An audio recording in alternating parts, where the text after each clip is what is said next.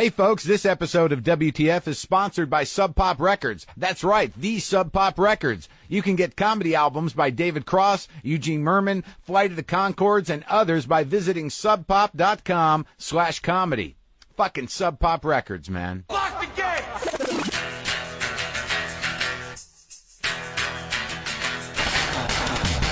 Are we doing this? Really? Wait for it. Are we doing this? Wait for it. How? What the fuck? WTF. And it's also, what the fuck? What's wrong with me? It's time for WTF. What the fuck? With Marc Maron. Okay, let's do this. How are you, what the fuckers, what the fuck buddies, what the fucking ears, what the fuck nicks? Welcome to the show. I am Marc Maron. This is What the Fuck. I am in my garage at the Cat Ranch in Highland Park, California, which is east of the center of Los Angeles. I'm excited about this show. You should be excited too. This is going to be an interesting show. It's a little different than the type of shows we usually do. It is a two-part show. It features someone I know you're all familiar with. Let's set it up this way. I got an email late June from Patton Oswalt. Wanted to know in the subject line, ... Judd Apatow wants your email. Wanted to ask you before I gave it to him. I assume you're cool with this, ... Patton. Huh. Well, let me think, Patton. Of course I'm cool with it. Send Judd Apatow my email address. What does he want? I've met Judd a couple of times, but I don't... You know, it could be anything. He might want me to star in his next film. What are the chances? No, but it doesn't matter. Here's what he said after he got my email address. I'm digging your podcast. If you ever need a burnt-out Jewish writer of schlubs as a guest, I am in, Judd. Now, to me, this was extremely exciting because Judd Apatow is probably the biggest name in film comedy. He's one of the original comedy nerds, if not the first comedy nerd. He might have invented comedy nerds for a few reasons, primarily his involvement in writing and directing and producing Freaks and Geeks. He was also involved on a production level on The Larry Sanders Show, in the writing level, The Ben Stiller Show, his first film, The 40-Year-Old Virgin, and he did Knocked Up. He did Funny People. He did a bunch of film producing, Anchorman, The Cable Guy, Talladega Nights, Step Brothers, Walk Hard, Superbad. Jesus Christ, he's done a lot of movies. But this was a spectacular bit of flattery. Getting this email from Judd was very validating to me, and it was very exciting to me. And of course I wanted to have him on. So we went back and forth a few times with the emails, trying to figure it out when we could do it. He's a busy guy. He's a big movie producer. But he's a very sweet guy. So we work out a time, so I go to his office, and we lay it down, and we sit and talk for a couple hours. Now, what's great about me hooking up with Judd Apatow is that him and I have a lot in common. When I watched Freaks and Geeks recently, I didn't watch it when it came out. I'm a little older than Judd. I knew about Freaks and Geeks, but I just never got around to watching it. So literally, just by coincidence, within a week or so of getting the email, before I got the email from Judd or Patton, I just watched all of the Freaks and Geeks. And there was one moment in Freaks and Geeks in the whole series that resonated with me more than any other. And I'm going to talk to Judd about that because what I realized about Judd and what I know about myself was that we are deep fans of comedy, that we obviously come from something similar in the fact that whatever our childhoods were like, that comedy was really one of the few things that made us happy, that made us feel good, that took away the pain, that gave us a sense that things were going to be okay. Comedians from as early as maybe when I was 11 years old, I just always loved comedians. See, like when I was a kid, I remember going to see Jackie Vernon when I was like 11 years old. My parents took me to a dirty club. I've talked about this a bit on the show, and it was just mind-blowing to me. You know, comics always made me feel better. I wanted to talk to comics. I saw George Carlin when I was in 4th grade, and he signed my cast. I would watch the comics after school. I would stay up, on Merv Griffin, on the Mike Douglas show. I remember the first season of SNL. I would stay up and watch all those late on Saturday nights because I was a huge John Belushi fan and Chevy Chase fan. When I was in college in the first season of Letterman, I never missed Letterman. It's a mindset. but it comes from a deep love of comedy. So I go talk to Judd, and it turns out he's really the same way, that he is an extreme fan of comedy and has been since he was very young, to the point where when he was 16 years old, did a series of interviews with comedians. But he was able to talk to people like Jay Leno, people like Jerry Seinfeld, Gary Shandling. And he happened to have these tapes. He had the tapes that he made when he was in high school digitized, and he gave me access to some of them. And what we're going to do with this first episode is we're going to talk to Judd a bit, and then we're going to listen to Judd as a 16-year-old interviewing Jerry Seinfeld, Jay Leno, and Gary Shandling, and what his intentions were around those interviews, but also just listening to a true fan of comedy and listening to these time capsules. I mean, these are 1983 that these interviews were done. And Judd he said he doesn't listen to these at all anymore because they make him uncomfortable. But I was thrilled to have him and thrilled to have the time with Judd to do this thing.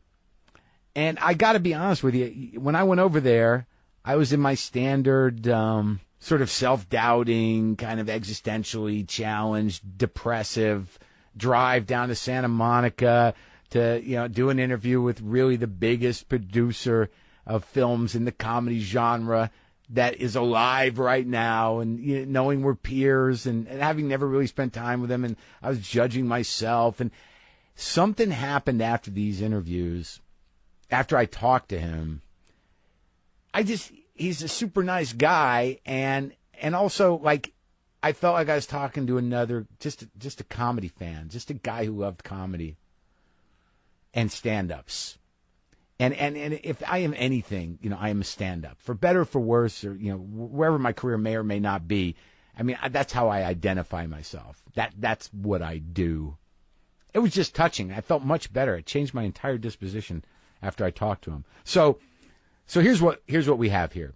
This first part one is going to be talking to Judd about some of his childhood, but getting into these interviews that he did when he was 16 years old and listening to some of those.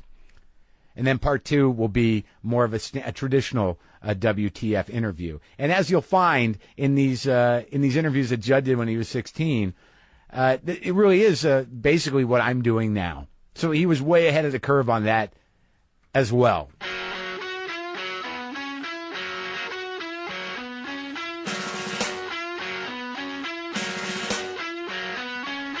Back in the day when I was younger and rocked hard, though I still rock hard now, I listened to a lot of stuff from Sub Pop Records. Sub Pop Records turned me on to Nirvana Bleach I remember having, all the early Soundgarden, fucking Mudhoney, Mark Lanigan, the Vaselines. I mean, I had a lot of Sub Pop Records. I was into the whole Sub Pop thing, and they are sponsoring this show primarily because they are putting out some great comedy records. I mean, they put out both the Eugene Merman's albums. They put out one of Patton Oswalt's, Flight of the Conchords. You can get the comedy records if you go to www.subpop.com/comedy. And now they just sent me Dave Cross. My buddy Dave Cross's new record, Bigger and Blackerer, is out on Sub Pop Records, and you can get his first CD and DVD, Shut Up You Fucking Baby. But also this new one they're making available in this beautiful vinyl edition with a black velvet cover. It's just stunning. Let's call Dave. Let's call David Cross, and I want to know how he feels about this new record. Hello? David? Yes. Marc Maron. Sweet. How are you, buddy? I'm good. I'm sitting on my trampoline. You're sitting on your trampoline? Yeah. I mean that literally, not figuratively. It's not like a self-help book from the 70s. You have a trampoline? Yeah, I do. Yeah. Well, how often do you use it, if you don't mind me asking? Once every 5 years.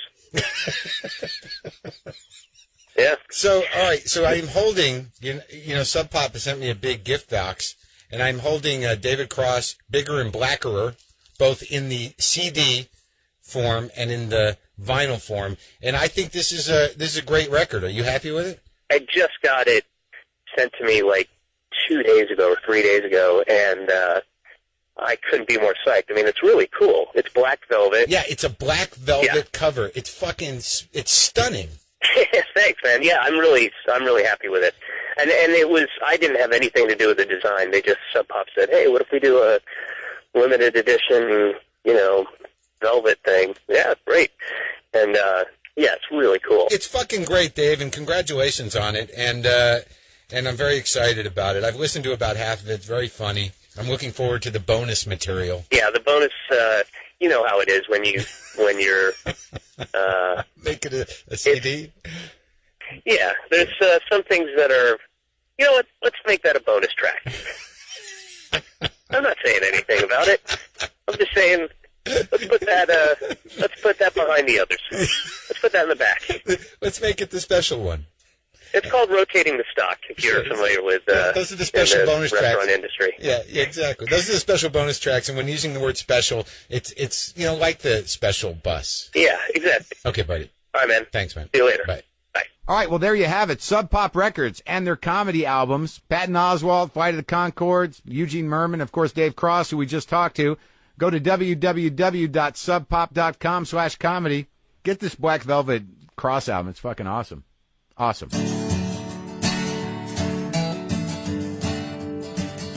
So you can just grab a mic like a stand-up. All right, I'm holding the mic. Is it happening now? Yeah, sure. This is it. All right, do you want to lay down some rules? I have no rules. I'm in Judd Apatow's war room.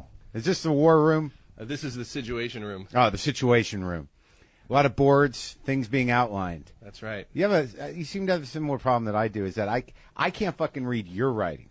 Well, part of the reason why I have bad handwriting is when I used to do stand-up comedy, I would write jokes on planes, and I was always embarrassed that the person next to me would see what I was writing about. Is that true? Yes, and so I found a way to have terrible handwriting that only I could read. So if I was, writing some joke about impotency or something, exactly, he's showing me his handwriting, and it is unreadable. It to is me as well. But you do it by design, really? I did it. I found a way, and I still do it now. So if my wife sees any weird notes or joke ideas or things that might be offensive, that there's literally no way that she can read it. Because I'm sitting here thinking, like, man, I got the scoop. There's a whole movie outlined on that board, and all I can make out, I think down on the lower left, does it say sperm issues? It says sperm issues. Yes, okay. It does. But that would be in all of my movies. And then I just see turns bad, and the rest is undecipherable. Exactly. But and it shall be until America gets to see this. All right. Well, we won't tip it anymore. But you've got like 12 projects going on right now. 15. Well, right now we're finishing up shooting a movie called Bridesmaids that Kristen Wiig wrote, and Paul Feig, who created Freaks and Geeks, is directing. She wrote it with Annie Mumolo, and there's an enormous amount of funny women in it. It is. Is this an answer to the criticism that perhaps you've been a little hard on women? It's funny. Is it an answer? As soon as I met my wife, Leslie Mann, who's an actress, she's great. She was always fed up with how bad the parts were for women. So whenever I write, I try to write better parts for women, partially so she won't be mad at me, whether or not they're for her or anybody. But I'm not a woman, so my first instinct isn't to write the female movie. And whenever I write women in my movies, I always try to be truthful and show them warts and all the way I show men. And it's interesting because some people, say, "Oh, you're making the women out to be bitches." And I think, well, I don't know. Seth Rogen, in the middle of an earthquake, runs out of the room with his bong and doesn't worry about his pregnant girlfriend. Right. So why can't you show women making mistakes? Like, I think the male mistakes are just as bad as the female mistakes.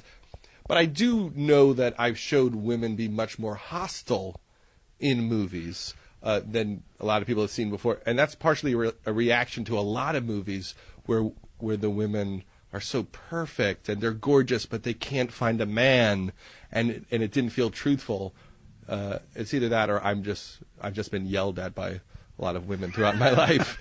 Well, I think what you say is a good point, though, that for some reason, even when men are being dicks, they're somewhat endearing to most people. Yes. And that the idea that even capturing women properly on screen, it doesn't happen that often.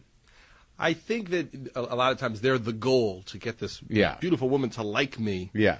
And in some of the movies we've done something different, which is, I'm in love with her, but it might be really complicated to have a relationship with her. Yeah. And I remember after the 40-Year-Old Virgin came out, there was a nice review in the New Yorker, and David Denby said, you could tell it's going to be really hard for the 40-Year-Old Virgin to be in a relationship with Catherine Keener, but it'll be worth it. Yeah. And that inspired me. Like, you can show that relationships are really complicated, but it is worth it. And over the years, I've realized that almost everything I thought I was right about in relationships with women, I have been wrong about. In real life? In real life. Like everything where I was very confident that I was correct, I think I was wrong completely. Yeah, I think that's a lesson we're supposed to learn. I think we're wired that way. It took me 25 years to figure out that I'm wrong. And you should be thankful every day exactly for the woman you have. I mean, there was a moment in Knocked Up where Leslie says to Paul Rudd, just because you yell doesn't mean you're not mean. Right. And a lot of people would walk up to me and say, wow, that's... Yeah. I've thought that about my husband for a very long time. Really? But that is a male thing, which is I'm controlled. Just because you don't yell. Yes. Right. I'm because I hold everything inside. Right. I'm superior because I'm not expressing emotions. Right. When in fact I'm just making myself sick by not expressing all my emotions. I'll show you. I'll get cancer. Yeah. I must be right because I'm quiet. Isn't that called passive aggression? It is, yes. Well, I think that's a good place to start some of the conversation because I just not that we didn't start it, but I watched Freaks and Geeks for the first time. Oh wow! Recently, I don't know. It's nothing personal. I missed a lot of things, so it's literally fresh in my mind. And the interesting thing to me is that the one scene that resonates almost more than the rest to me is when Bill is watching Shandling after school. Yes. Like it's one scene. I mean, do people say that to you often? Because out of that entire series, for some reason, for me, I was like, that was beautiful. There's a scene in the show, for people who haven't seen it, where Bill Haberchuck, played by Martin Starr, comes home after school, and you could tell he's a latchkey kid and no one's around, and his mom's a former stripper. And he looks really sad, and he watches Gary Shandling on the Dinah Shore show while making a grilled cheese sandwich and eating chocolate cake. And he goes from being really sad to laughing his ass off. And The Who is playing that song, I'm the One, I'm One, or something like that. And after we made it, Jake Kasdan said to me, that's the most personal thing you've ever done in your career. And it's the best thing you've ever done. That scene. And that was probably the turning point for my whole career, was realizing that the little moments that I thought were boring or just not interesting to other people are actually the things that people would be most interested in my work. I always thought I was a bore. That's why I quit stand-up comedy. I figured I'm not angry enough. I don't have a strong enough point of view. So I became good at writing for other comedians or writing movies in the voice of other comics. And it literally took me 20 years to think, these little things that happen to me are what people will connect with. Yeah, absolutely. And sometimes it's just I'm a little dumbfounded in the sense that, like, out of all the things that I didn't read anything on that, and that resonated with me. That there are moments that you capture, and even in the films, where they're undeniably real. So there's something that they have that transcends anything that can be manufactured. Yes, I think that when you watch a scene like that, you realize that happened. And it happened to you. It happened to me, and I used to go home every day at 3 o'clock from school. My friends played sports. I had a lot of friends, but I didn't play sports. And I would go home and watch The Mike Douglas Show, The Dinah Shore, Merv Griffin, The Tonight Show, Letterman when he started. And, I mean, there was a fair amount of time where I was watching TV from about 3:30 till 1:30 in the morning. Right. For years. Was your mom not around?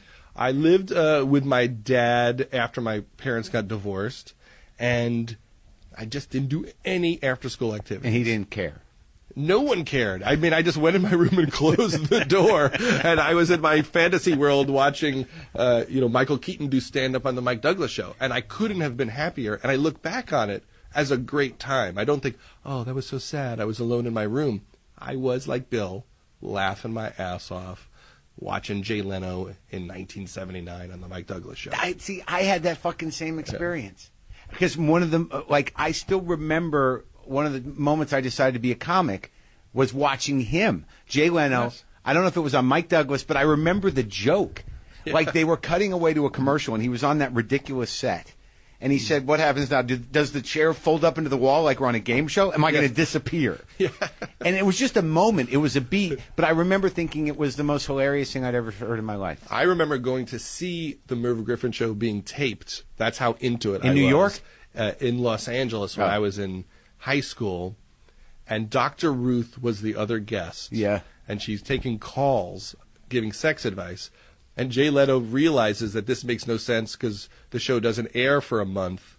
And where are the calls coming from? Like, is there someone backstage who's like, he calls her on it. Like, these are not real calls. Where are these people coming from? And I thought, that is the coolest guy in the world. I want to be that guy. Yeah. And that is all I ever wanted to be when I was a kid. I wanted to be like Leno and Seinfeld and Michael Keaton as a stand-up. Yeah, I vaguely remember Michael Keaton as a stand-up. It seems that my guys, I remember seeing Leno on shows. I don't remember Seinfeld that much. I remember Richard Lewis a lot on Letterman. David Brenner used to be the king of the Mike Douglas show. Yeah, he would be, he guest hosted the Tonight Show 70, 80 times or something. Yeah. So those were your guys, Keaton, Seinfeld, and who was the other one? Jay Leno. And Leno, I used to love Jeff Altman. Used to make me laugh. I see him so the other hard. night. Yeah. I said we'd mentioned him on the podcast recently. I still go to the Comedy Store sometimes, and he's back around. The butt steak guy in the so funny, pulling up his pants. And I couldn't get enough of it. And I've looked back on it and wondered, why did I like it so much? What was it that I was attracted to, where I was obsessed to the point of highlighting the TV Guide. So I knew when the comics were on each show. Did you read My Favorite Jokes in Parade magazine? That was that Sunday. It was a Sunday insert. Maybe you didn't have it. I didn't. Maybe you're a little younger than me. But it used to be in Parade magazine. The last page used to be a thing called My Favorite Jokes, where they just have comedians' jokes. Written there. Awesome. I used to transcribe Saturday Night Live because there was no VCR when it first aired. So I would record it on a audio cassette. How old? What, the first season you talking about? Like in 77 or? So you're 10? How old were you? 10. I have the transcriptions of Bill Murray's Oscar picks bit from Weekend Update in notebooks. Why did you do that? I don't know. I think that I was in some way trying to figure out, how do I get in that world? How does it work? I wanted to look at it on paper. I didn't know that's what I was doing. But I did it because you thought it was so funny. I wanted to break it down somehow. Really? Like an equation? I guess. It wasn't conscious. Did you do that with stand-up as well? I didn't. I did it with Saturday Night Live sketches and some Twilight Zones. I would write out the opening to the Twilight Zone. I wanted to be able to tell it to my friends. So you performed it? To your friends, I mean. No, not really. I mean, just maybe a line or two. Right. But, so in 75, I was 8. That's when Saturday Night Live came on. And Steve Martin hit 76, 77, 78. That's the height of Richard Pryor. Monty Python was hitting America. I was losing my mind with comedy nerdness. Well, it wasn't even invented yet. You were an original. Yeah, exactly. The comedy nerds didn't exist yet. You were just a kid who was precocious, in a sense. Because when you think about what a lot of other kids, because I was the same way in that I resonated with these comics. They made me feel better, and I thought they had a certain amount of control. It seemed. Yes. That they could handle shit. Well, they had a stance on why the world didn't make sense. Yeah. And they would call everyone on their shit, and I look back and think I must have been angry that I wanted. Right. Leno to call everybody out and Seinfeld to say, look how ridiculous it all is. And especially George Carlin, anyone who called bullshit, I couldn't get enough of those people. I saw him when I was in fourth grade, I think, or fourth or fifth grade. I went to see George Carlin. And I remember those records. I remember having them. And I'll tell you, Harry Shearer said something to me that, just to get your opinion on it, he said the reason people are comedians is that it's to have control over why people laugh at you? I've looked at it this way. When someone is laughing, I know they don't dislike me. I don't know if they like me, but I know in that moment they don't dislike me. Yeah. And that's why, I get the need for constant approval. Because if you're smiling, I know you don't hate me. I don't know if it's positive, but it's not in the negative. And that's why, when we were making Funny People, and I thought a lot about comedy and why I was obsessed with it, to the point of like sitting down and listening to 30 of your podcasts in several days. A lot of it was about that. Why do I need that much approval? Is there any point where I get enough approval and I'm full? And I've realized that there is no point. Really? I received a letter from Steven Spielberg. Steven Spielberg, who I used to work for a long time at DreamWorks, was trying to reach me to say that he liked Knocked Up. And I so wanted a letter from him. Paul Feig got one when we made Freaks and Geeks, and I was so jealous that he got a letter saying that he loved Freaks and Geeks. And I didn't return the call, and I told my assistant, can you say Judd's out of town, and is it possible that he could write a note just so I could have the letter? I knew a compliment was coming, and I'm so wounded, I needed to have it forever. And he sent me the dream letter, the beautiful, beautiful letter with nothing but kindness. A great guy. It's just what you want to feel whole as a person. And I have it. Yeah. But what happened afterwards is I thought to myself, this is the best you can do. Yeah. Who else do I want to compliment me? How many of these do I need to feel good about my work and myself? And how it doesn't last, and the wound is still there. What is the wound? Because I know I have it. Have you figured out what it is? I'm not sure exactly. I've had therapists who say everything that happened to you happened in the first 3 years of your life. So yeah, it may just be the way your mom looked at you. Really? I mean, who knows? Yeah. You believe that?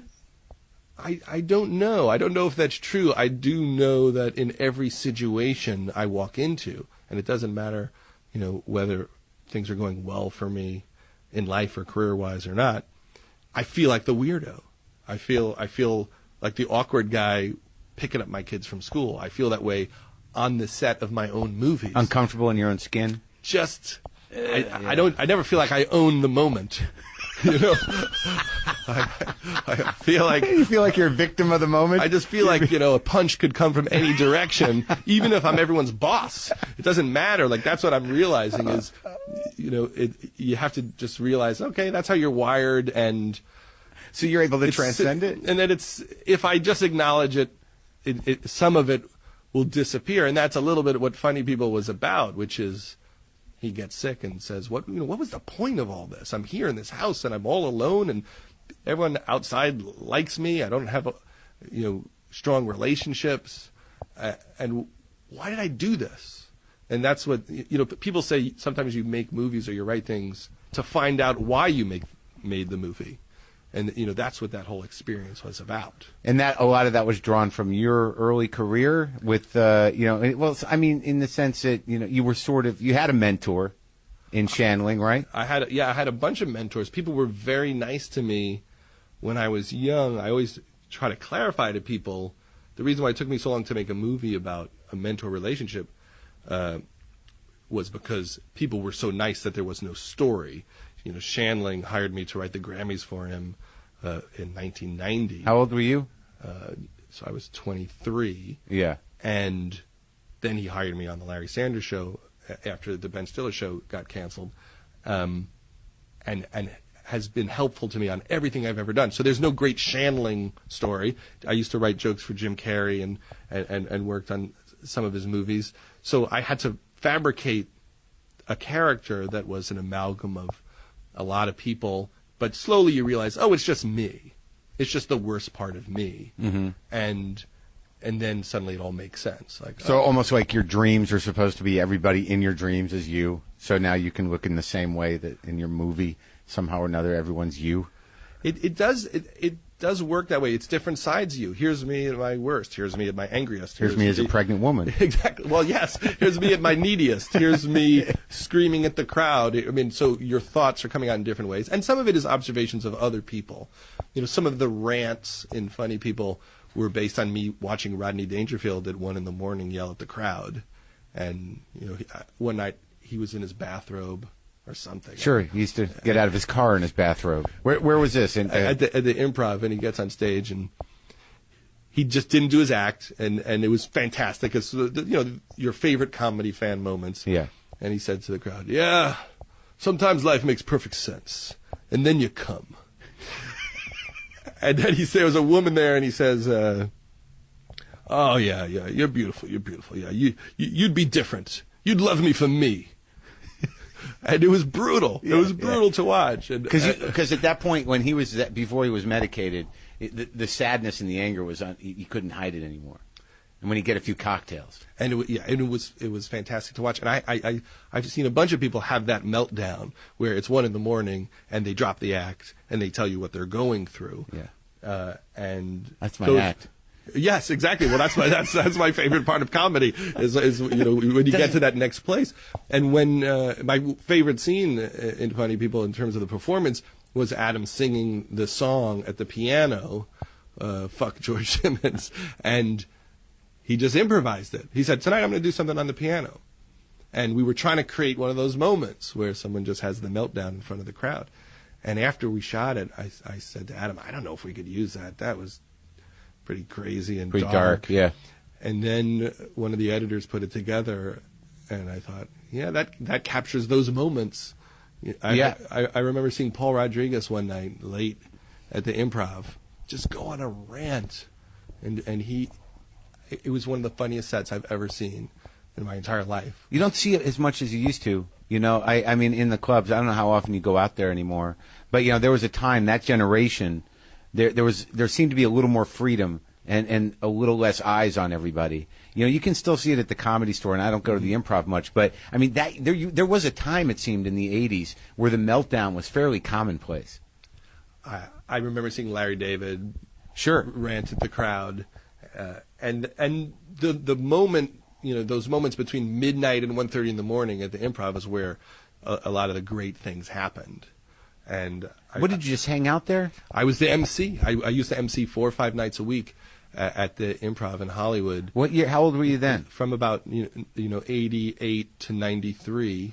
So from the time I was about 21 to 24 years old. So I was there every night. I watched everybody, and I remember when Michael Richards got in trouble for his performance that night.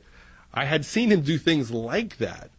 But it really was for comedy's sake. He always had a point. It was crazy and experimental and daring, but it certainly wasn't racist at all. So when I saw that, I thought, oh, he just did it bad that night. Right. And it came across wrong. Yeah. But I'd seen a lot of comedians do things like that. Sure. And in the age of YouTube and everyone having a camera, you can't do that anymore. And I remember when we were working on Funny People, Sandler was working on his act, and it was scary to think we were going to write all these songs all these jokes for a bitter character, and they started appearing on YouTube as if it was Adam doing his act. Right. And that's scary for comics now. Yeah, I think also that with Michael Richards, the context, people don't know him as a comic. Our experience of people, even as Sandler as a comic, I think that gets further away for some people as well, doesn't it? I mean, he doesn't do it much anymore. No, that was, for me, the treat of making the movie, is that I am a gigantic fan of his stand-up comedy. So making the movie was a way to force him to write a new hour, and we would go to comedy clubs. And he did it? And he would do stand-up, and he was hilarious. Some nights it would go awfully, and some nights he would kill. And it was way dirtier than his act used to be, because that's what I was requesting, was a certain an act that was filled with denial. I thought, well, George Simmons doesn't actually tell you the truth. And you might understand from the context of the movie that he's doing a silly joke, but actually it's covering up for a real wound. But I didn't want him to be Richard Pryor. I wanted him to be more like Rodney. Yeah, well, that scene where you had some of those guys sitting around that table, who was it? Monty Hoffman, Yes. Paul Reiser, Carol Leifer, who George Wallace was there. That was, Schiff. I mean, that is a crew of comics outside of Reiser that not many people know. I mean, this is an interesting thing about comedy, and I think you know it. It's just, how many there are, how many of that generation have sort of disappeared or no one knows anymore. Are you ever saddened by that? I mean, I know you seem to be on the pulse of what's happening, but I mean, in terms of that old guard or like people that you knew growing up, are you saddened by what happens to comics as they get older? I did go into Best Buy once, and a comic who was hilarious was a salesman there. And that was rough. That made me sad, because I thought, I was never as funny as that guy. Yeah. That guy really used to kill. And it happened another time at a car dealership, because there were those guys who would rip the house down. Yeah. But at some point, you can't go on the road anymore. If you want to have a life and kids, you can't be on the road 35 weeks. But also there's the element that same sort of wound that you're talking about can swallow people. And the fact is that somehow or another, for reasons that maybe I don't know, you were able to manage your talent and be, political and ambitious enough to get what you wanted to get done. I was very lucky that part of my dysfunction as a person is a terror of bankruptcy. Financial bankruptcy, not emotional bankruptcy, and so spiritual bankruptcy. So as a young person, I thought 10 years ahead. So I had a show like this in high school where I interviewed comedians like Leno and Seinfeld and John Candy. How did you manage to get hold of them? I used to call all their publicists and say I was from a radio station in New York, and all the publicists were too lazy to look it up and figure out that it was a high school radio station. But I was afraid that I was going to not be able to take care of myself in my life. Yeah. So in my head, I always thought, well, what do I need to do? Okay, I'll interview these comedians, and they'll tell me how to be a comedian. They'll tell me how to write. They'll tell me what it's like. And to be 16 years old and sit down with Jerry Seinfeld, and for a half an hour he literally tells you how he writes a joke, how he first got on stage, how long it took him to get good, it just changed everything for me, because I thought, okay, it takes 7 years to find your character. When did this all start, being funny as a kid? Yeah, I guess so, although it was not like I wasn't a class clown per se. I mean, I wrote some funny things for the newspaper, and I was always trying to be funny around my friends. And watching comedy was the thing I enjoyed more than anything else. I was obsessed with, I knew every comedian, I knew all their routines, and I loved it so much. That's how I got into it. I wanted to be around it, and I never thought I'd be any good at it, but that turned out to be an advantage because it made me work harder than most other people work at it. And when did you first do it? I did a Catch a Rising Star one night.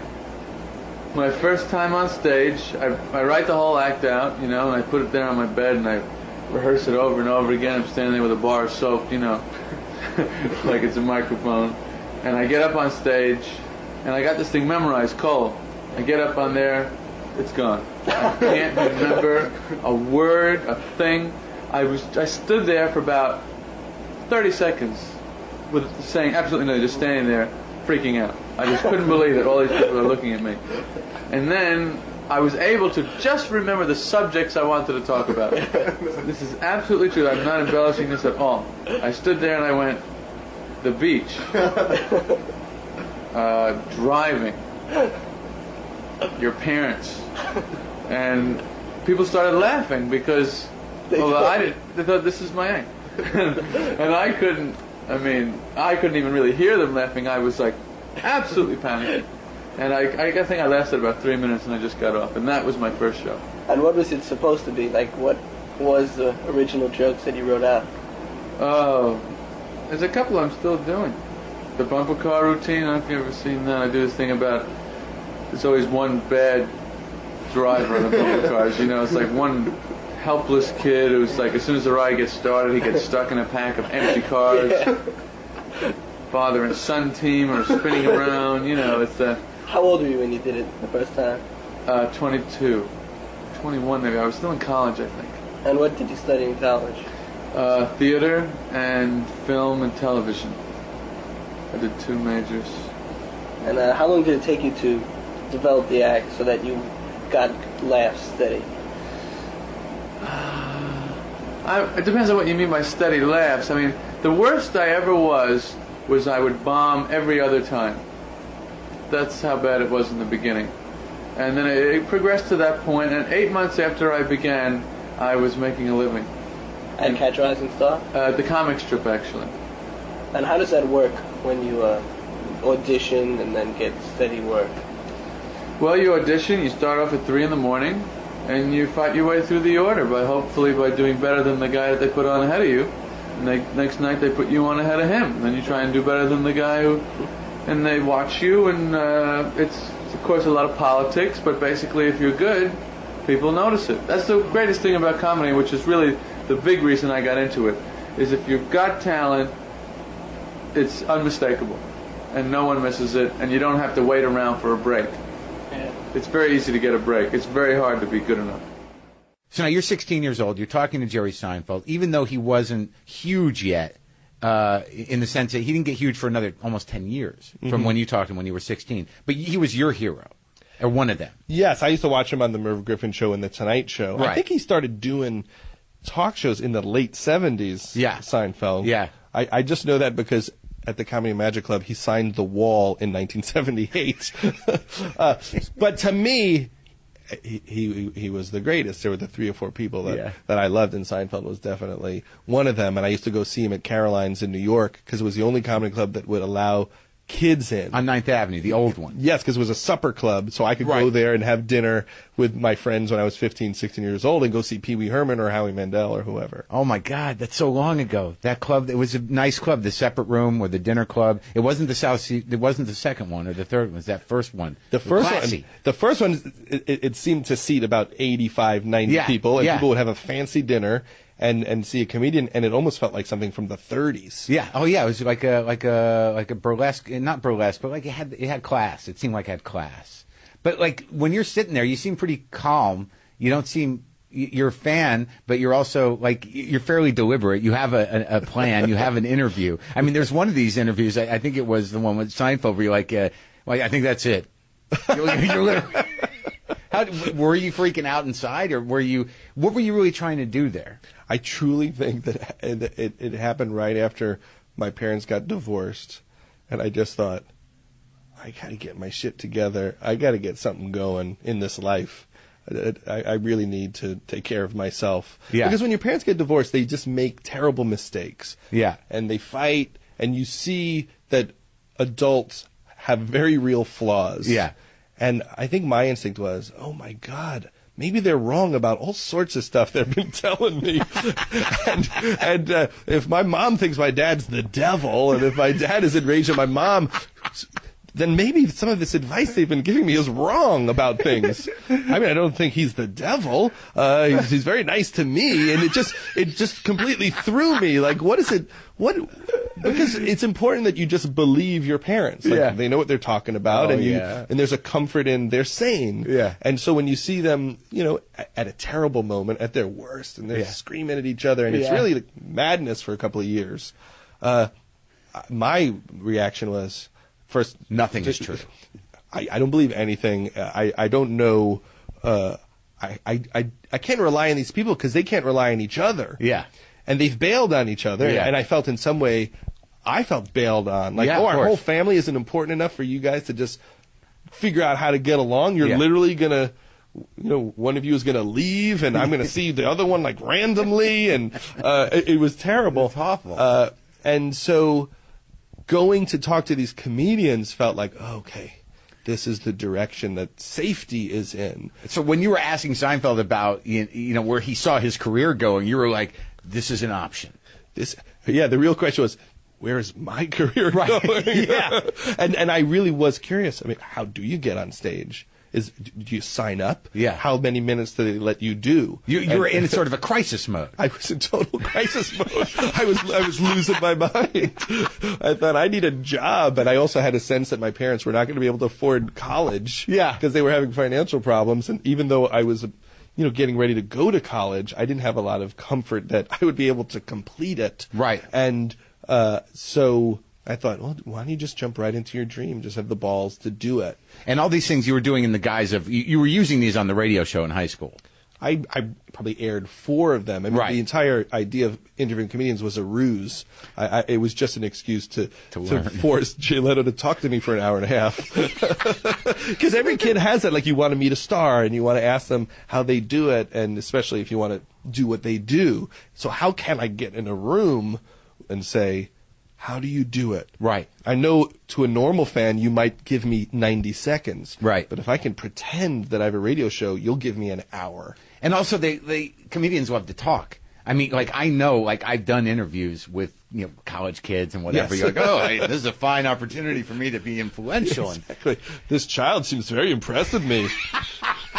I must be important because look how he's listening to me as if it might change his life. It did, though. It did change my life. And when those comedians were in that stage, Yeah. people weren't that interested in them. And the Leno thing, what was interesting in you talking to Leno in 1983 is that he was the least disciplined out of all of them. That he was just a sort of the proletariat comic. Like, he didn't write anything down. He saw it specifically as a job. If you can't do your job on any night, then you shouldn't be doing it. Exactly. And he was really kind of sarcastic, and you brought that up. You were very concise with him.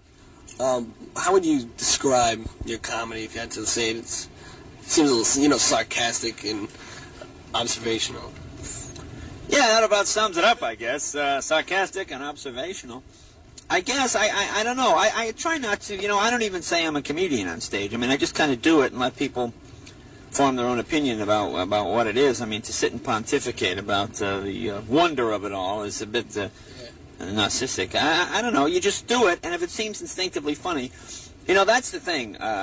As you move along in the business and you get a little bit more experience, like now, I can go into Letterman, think of a joke that day, and do it on the show, and 99% chance it'll work.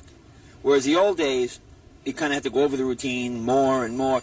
The more experience you get, the more attitude your material becomes, and you can just talk, and it comes out funny, Working with audiences is like being an animal trainer somewhat. If you go in the ring and you're a little bit nervous and your hands shake and the animals sense it and they rip you apart. And the same thing with audiences.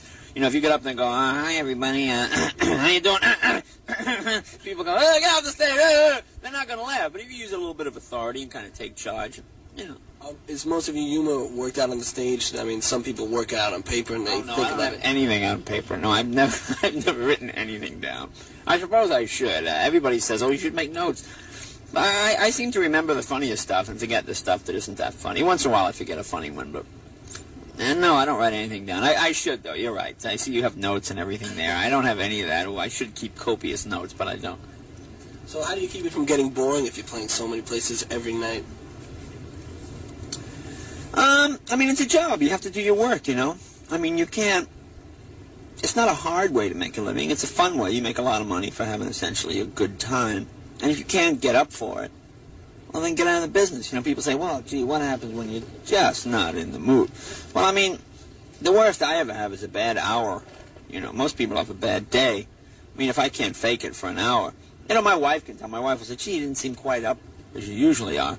But I don't think most of the audience can tell. I mean, because you're a professional. It's like anything else. You do your job. You can't say, I'm too tense tonight. I can't go on, ladies and gentlemen. Do your work. That's part of the business. But don't you ever get bored of it? I get a kick out of doing it. I change it a little bit on a nightly basis, and you try out new jokes and whatnot. I mean, the whole idea is to keep coming with new things and new ideas. Sometimes you work an hour just to get one new line in, just to get to that point, and that's what I do. No, it doesn't get boring for me. I really like it. My parents got divorced, and my mom moved to Southampton, and my parents used to own a restaurant, and the bartender at the restaurant was Rick Messina. Oh my God! Right, so Rick Messina, who's the great manager who represents Tim Allen, and also managed Rodney's Club in New York for years in Dangerfields. No, he managed the East Side Comedy Club on Long Island, which was the first comedy club on the island. Okay, and a bunch of clubs. Oh, he didn't work with Dangerfield? He may have later. Okay, but it was East Side Comedy Club and then East End Comedy Club. So when my parents got divorced, my mom had no money, got a job seating people at her former bartender's comedy club. And I mean, this was the dream situation for me. So this is ninth grade, and it's the summer, and my mom is seating people at a comedy club. Yeah. And so every weekend I would go watch every show, and it was Leno. Paul Provenza, first show I ever saw of a young comedian. And years later I thought, that's really kind of the worst job ever. What could my mom have gotten paid to be a hostess at a comedy club? And I like to think that she did it because she knew I would like it. She never said that. You can't ask her? My mom, she died a few years ago. I'm sorry. And that's how I like to look at it, like that was like a gift to me. Yeah. That's sweet. So what... So you saw Leno, you saw Provenza, you saw this was 1980 what? So this is 82 or 83, and then I got a job at Rick Messina's Comedy Club after that as a dishwasher, and only so I could see the comedians. Then I realized I can't see the comedians. I'm in the fucking kitchen. Yeah. So I switched to a busboy, and I was at East Side Comedy Club, and Eddie Murphy used to come in, and Rosie O'Donnell was just starting at that time.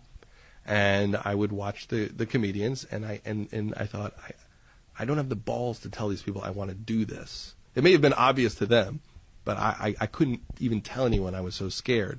So after I did the radio program in my senior year of high school, I finally got up at open mic nights, and it was awful, just so awful. It's paralyzingly, it's so terrifying.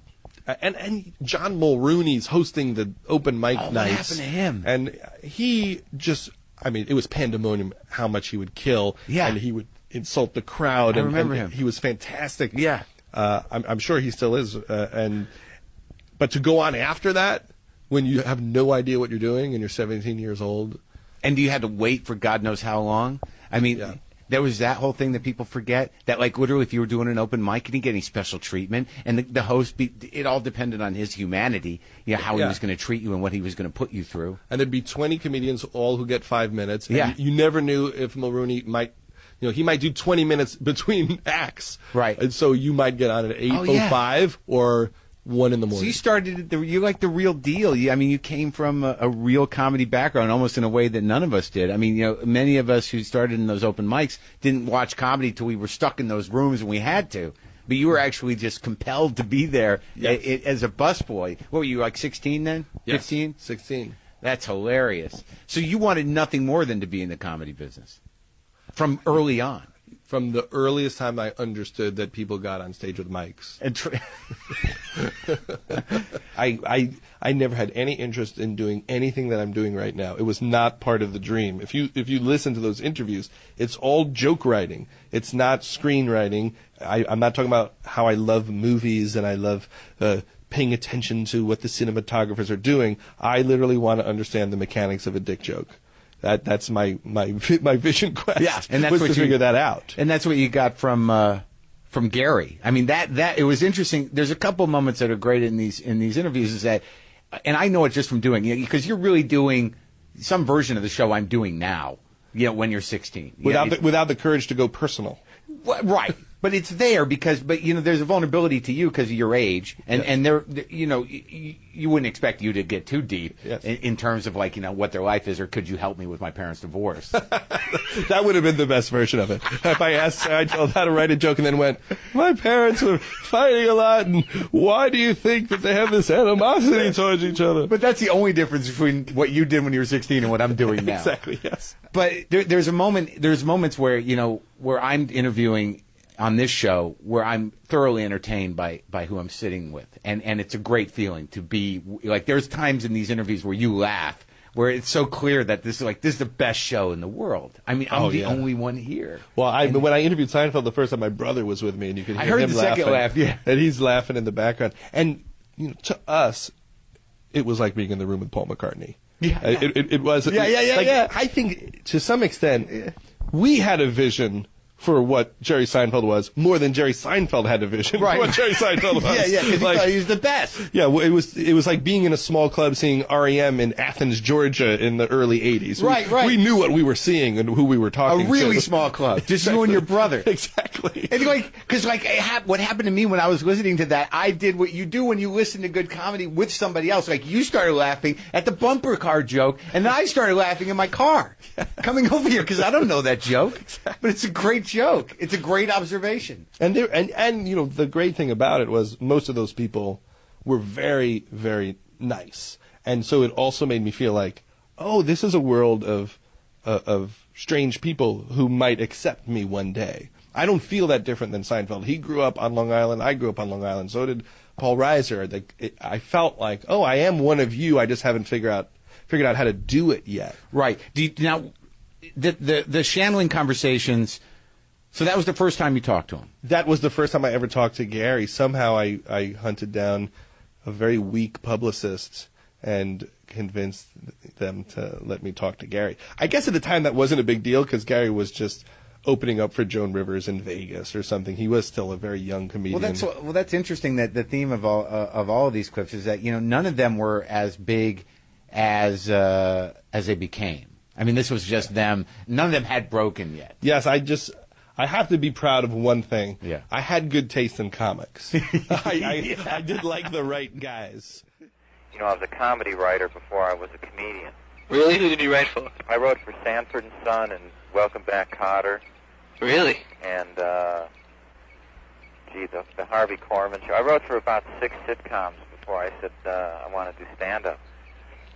So I have an ability to write jokes, which I like to do. So every now and then I'll be writing about my life, and I'll just think of a joke. And it's just purely, really a joke, but... What would be like an example of how a piece of material got thought of and how it developed? Well, I'll tell you an interesting story. This is unlike other material of mine.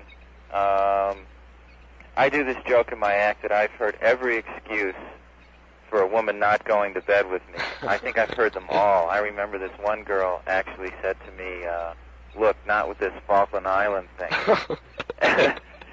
And I said, that was over a year ago. And she said, I still haven't gotten over it yet. And I said, well, I can understand that, Mrs. Thatcher. Now, I could tell you about the derivation of so many jokes, because some of them take literally a year from the time I get an idea to the time I get the line exactly right. And I'll tell you one I'm working on, and after this, I'll tell you a real current one. Okay. But with the Falkland Island joke, I got the idea... when the Falkland Islands were going on, is it about 2 years ago now? Yeah. I actually wrote a joke where I used to come out and I used to say, boy, I'm just not meeting any women. I don't know if it's this Falkland Island thing or what. And then as time went by, I changed it to, I've heard every excuse for a woman not going to bed with me. I remember this one girl said, not with this Falkland Island thing, Yeah. which is very hip and it gets a laugh. And I was telling David Brenner that joke.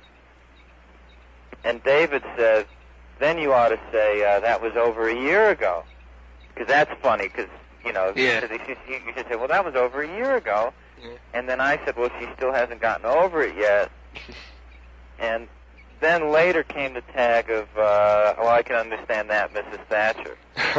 So it just kind of kept going, you know, it just kept going over time, that joke. And it really is a joke, although it is my sort of perspective. And you said there's another one? There's one I'm working on now. I actually did this joke on The Tonight Show, but in a different way. This is also just a stupid joke, really. But I said I've been taking... I went to a health food store, and I've been taking bee pollen, bumblebee pollen, Yeah. to increase my... It's supposed to increase your lovemaking stamina. So I've been taking about 2,000 milligrams of bee pollen a day. And the other night I woke up in the middle of the night and started to fling myself against the screen door. And I started to shout, someone turn off the porch light. And it's interesting because I don't know how this joke is ultimately going to evolve, because I actually did this joke on The Tonight Show where I just said, I took 2,000 milligrams of bee pollen, and now I'm afraid the first time I make love, I'm going to die right afterwards. Yeah. Because that's what bees do. And then I said, or I'll wake up the next morning, I'll be flinging myself against the screen door. But now I've added the part about turn off the porch light, which I think paints the picture of what bees do, which is go for the light, you know? Yeah. Now, well, just to tell you, then this is not a great joke either, but I do this joke about, I read this article in the newspaper that we tend to pick out mates who look like us. Yeah. Which is a scary thought. We tend to pick out mates who look like us. So I've been standing in front of the mirror with a wig and dress on, so I'll know her when I see her.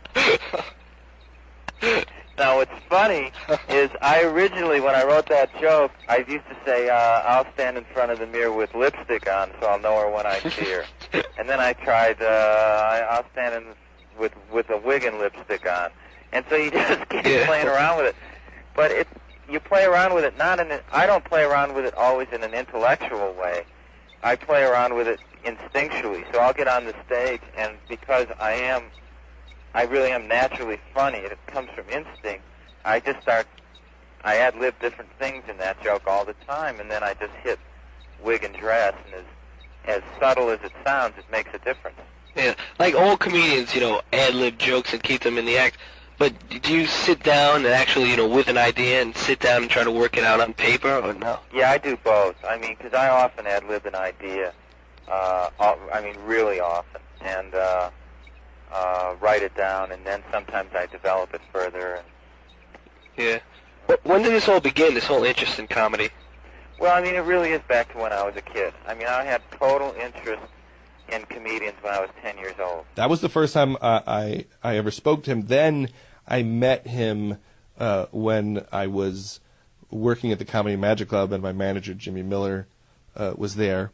And he said, hey, Shandling's going to do the Grammys, and he needs jokes. And he said to Gary, you should hire Judd. Judd will write you some jokes. And then Gary didn't really respond. And then 3 months later, out of the blue, he called me and said, could you help me write some jokes? Did he remember you from when you were in high school? No. In fact, I probably didn't mention that for years. Really? After that. To any of these guys? No, that was never my in. I never tried to connect that I had met them. But but now have you brought it up to Leno and Seinfeld and to Shandling that you had interviewed them when you were 16? I've mentioned it, and all of them don't remember it and don't seem very interested in it either. Seinfeld was very nice. He just said, I totally forgot about that, and got a kick out of it. But these guys gave you the blueprint for your life. Yes, they did. And they don't, those people don't get completely the significance of it, but because they might be having that effect on a lot of people.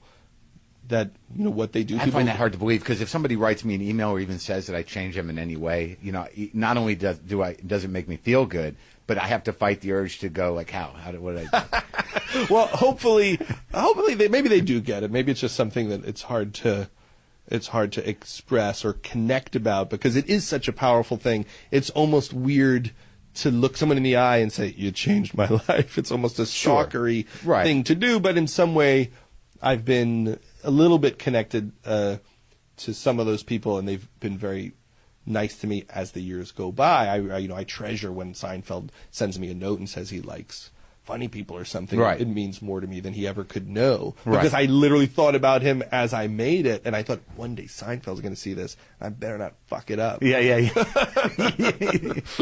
In the Shandling conversation, like, I learned something there. I could hear you, because the conversation was very specific, and you said it was your first conversation with him, and it's about writing jokes, and about, in more so than any of the other interviews, about the career of writing. Yes. That there was something, but you're telling me that you're only coming at this as from a comics point of view, but he says that, I wrote for television shows. It probably planted the first seed that I should be a writer, and when it was time for me to go to college, I didn't know what to major in, because I only wanted to be a stand-up comedian. So I applied to USC Cinema School because I didn't know what else I would do. I didn't really want to make movies, but I became I was studying screenwriting at USC, and maybe that was part of people like Shandling saying, you have to write for yourself. You have to create your own destiny, and that maybe it had more of an effect than I thought about. The greatest thing about all of these is just comedy somehow saved our lives when we were kids. Like when I think back on it, of Leno on Merv Griffin and of Shandling when I first saw him, that they had control of everything. They could do this thing to make people laugh, to bring. Yeah, I mean they saved my life somehow, because I remember watching all of them. And then when you're talking to Shandling and to hear these guys, talk about this joke thing, the joke thing, like for him to say that it could take a year to tag a joke, because I'm the same way. I mean, things just sit there, and then you don't know when the tag's going to come. And that's part of the thrill of being a comic. And and Leno talks about it a little too, that he doesn't write anything down, and that Shandling sometimes writes things down, and Jerry's very anal about constructing things. But the thrill of a joke spontaneously happening is really the thrill of doing this thing. And you could be your own man. That's what I took from it. Oh, I can work on this on my own, practice it, write it, and absorb the blows of being terrible at it for a few years. But if I'm committed, I actually can do this. If I'm great at it, I will have a career, and it's all up to me. It's not up to anybody else. It's just what I put into it, if I believe in myself. Yeah. And that was an empowering idea, because I was very comfortable saying, I'll take a crappy job for 10 years to figure out how to do this at night. Yeah. That was never something that I was afraid of. And I often think that it's ridiculous that in this business, at some point you start to make a living at it. Yeah. Because it is the perfect example of something you would do for free. And I say to my kids, I don't know what you want to do for a living. I just lucked out that the thing I do pays well. Yeah. But I would do it anyway. It's just it happened to be a weird jackpot. Yeah. But if it was like $18,000 a year, I probably would be doing it right now, and we would be in a tiny apartment together. Going over my act. Exactly. Where do you go from here? Like right now, you're established as like one of the top comedians, and you get work not only in the clubs but in Atlantic City. How much farther can you get? Because only a certain amount of people work like shows by themselves at the Universal Amphitheater. Right. Well, to do that, you have to have exposure, and how you get that it's a tricky point that I'm at, that everyone that you'll be talking to is at. Because there's a lot you could do a TV series, you could do a sitcom, which a lot of people don't want to be associated with. You could do movies, they're hard to get, and it's hard to have a hit. You could just do stand-up and hope that you catch on after a while, like Gallagher, and you got specials and did it that way. There's a lot of different ways. I'm going to do acting. I'm going to do some acting because it's easy for me, and there's a lot of good vehicles for exposure as an actor. And but stand-up is what I am. I'm a comedian, and the acting will just be to improve my visibility. And what kind of vehicles are you looking for? Quality.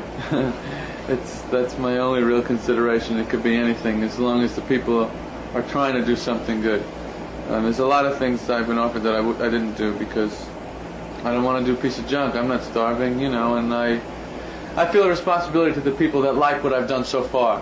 And I think the only reason they like what I've done so far is because I've done everything I can to make it really high quality stuff. So I want to stick to that.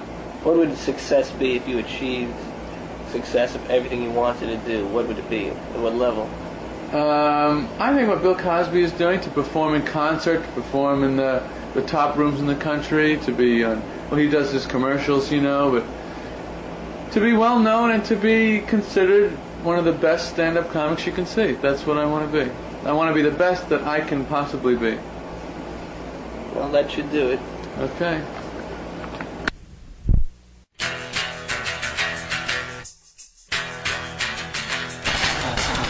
That's part one of a two-part interview with Judd Apatow.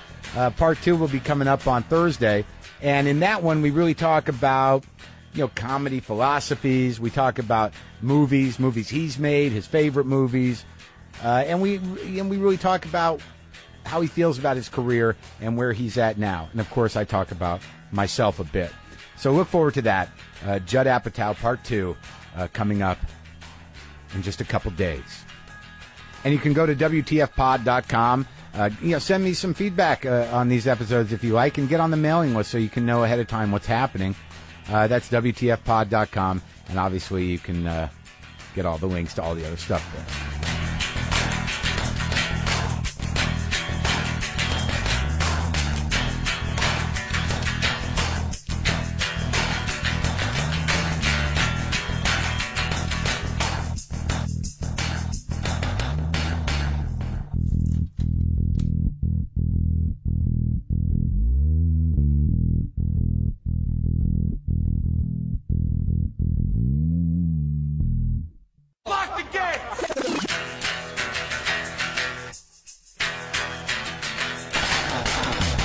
Are we doing this? Really? Wait for it. Are we doing this? Wait for it. How? What the fuck? WTF. And it's also, what the fuck? What's wrong with me? It's time for WTF. What the fuck? With Marc Maron. Okay, we're doing this. How are you, what the fuckers? What the fuck buddies? What the fucking ears? What the fuck nicks? Nice to have you back. We are about to begin part 2 of the Judd Apatow interviews. I did a 2-part interview. Obviously, many of you listened to the first one where I talked to Judd a bit about, how he started, but more importantly, we showcased basically his version of WTF, which he did when he was 16 years old. Segments of the interviews he did as a high school student with Jerry Seinfeld, Gary Shandling, and Jay Leno, and really learned about how this was really Judd, trying to put together his future. And now that we are in his future, in this episode, we're going to talk to Judd about where he's at now, how he feels about comedy, about his own films, about his career, and about how his life is, as usual. So this is more of a traditional WTF interview. So let's get right to it. This is part 2 of the WTF Judd Apatow interview. Enjoy.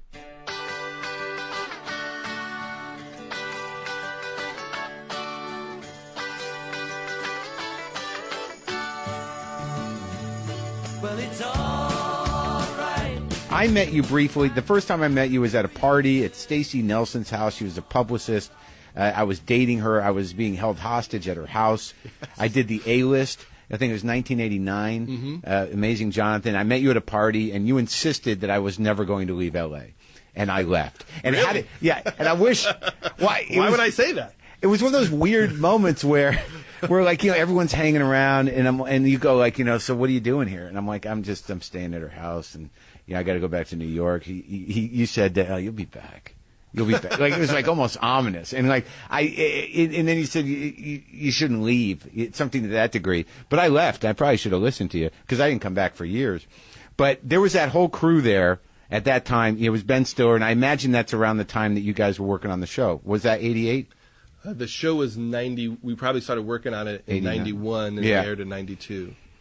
And that was the first real TV job. I mean, I wrote stand-up for a few comedians, and when they did specials, I would, I'd be a co-producer or something. So I wrote with Roseanne her act for a year, and she did this great HBO special where she wore a gold lame Elvis outfit. Right. And she shot it in Minnesota, and I wrote jokes for Tom Arnold and wrote a few specials for him. But then I met Ben at an Elvis Costello Unplugged concert. And we both knew HBO was looking for a sketch show, and we thought of something in 2 weeks and sold it. And at the time we sold it, people thought we had been friends forever, and we had known each other for 14 days. And you still friends? Yes. And because I talked to him. Did you listen to that one? I did. I enjoyed it. It was fun hearing him talk about the days when we were first getting started. Now, like in Funny People, you saw that footage of you and Adam, and Janine. Yes, and Ben. And you were all, and what year was that, 89 or 88? That was 89 or 90. And in the footage in the beginning of the movie, you see Adam making a phony phone call. And actually, I shot it in our apartment. And Ben Stiller and Janine Garofalo are there laughing. So you see them very briefly in the opening credits. And at the time, Adam was so funny but had no outlet. So he would make phony phone calls for hours and hours. And I thought he was so hilarious that it didn't make sense that I wouldn't record it. I felt bad that they would disappear and never be heard again. So first I would audio record them and then video record them. Do you have all that stuff too? I have all of that stuff. I when we were doing Funny People, I found hours and hours of Adam Sandler funny phone calls. It was always calling Jerry's Deli and complaining about the roast beef and saying it made him sick. And they would always be so nice, and then he would be an old lady, and he would negotiate getting a free sandwich. And he'd go get it, or he wouldn't? He would never go get it, but it was always like, could I get a free sandwich for my trouble? And they would say, okay. And he would say, well, I had turkey, but I don't want to get hurt again. Could I this time I get the roast beef? And he would keep them on the line for 20 minutes negotiating the sandwich. And as a comedy nerd, I knew that's the guy. Yeah. I just to me, it was no different than watching one of the people I looked up to who was on TV. Yeah, and we all had a sense. Oh, Adam's gonna hit. This is there's no way this doesn't happen. Right. He just delighted us. I mean, he made us laugh so hard. And back then, when he wasn't making movies or on Saturday Night Live, he took all the energy he uses now to make these movies and would just do it to you. Yeah. Or strangers on the street. I mean, he would try to be funny in situations where now he's probably too tired to bother being funny, like a phony phone call. Now, so you had that sense of him, and you keep using comedy nerd, but back then that didn't exist. You were just a guy that loved comedy. I remember moving to L.A. and I started doing stand-up at this place called the L.A. Cabaret in the Valley in Encino. And I started meeting comedians for the first time personally, not just interviewing them. And I realized they're all like me. They all like the same stuff. Yeah. I finally can talk to people about Monty Python and the weird sketches in the last 10 minutes of Saturday Night Live and the Marx Brothers. And I felt like the B-girl in the video, and then they opened the gates, and there's like 100 other B-girls. I used to cry watching that video because that's how I felt moving to Los Angeles, hanging out with Dana Gould, talking about Elvis Costello songs and all these things that we were into. Well, there is a level of really bright comics, but there's also the other level as well. Sure. Yes. I avoided them for the most part. You found who your crew was. Now, what is it like? I guess, and from my own personal knowledge. So now, the ones you wrote 40-Year-Old Virgin with Steve Carell, and you wrote Knocked Up. Yes. And you wrote Funny People, obviously. Mm-hmm. And you wrote. You didn't write Superbad. You produced. I produced Superbad. Yes. You produced the Pineapple Express. And I wrote the story with Seth and Evan. But now, when you what is the role? Because I'm unclear. Because I never really understood show business, which is you can see. But when you produce something, when your company, whatever's on that board right now, becomes a movie. Yes. Are you that involved in all of your productions? What is the role of a producer?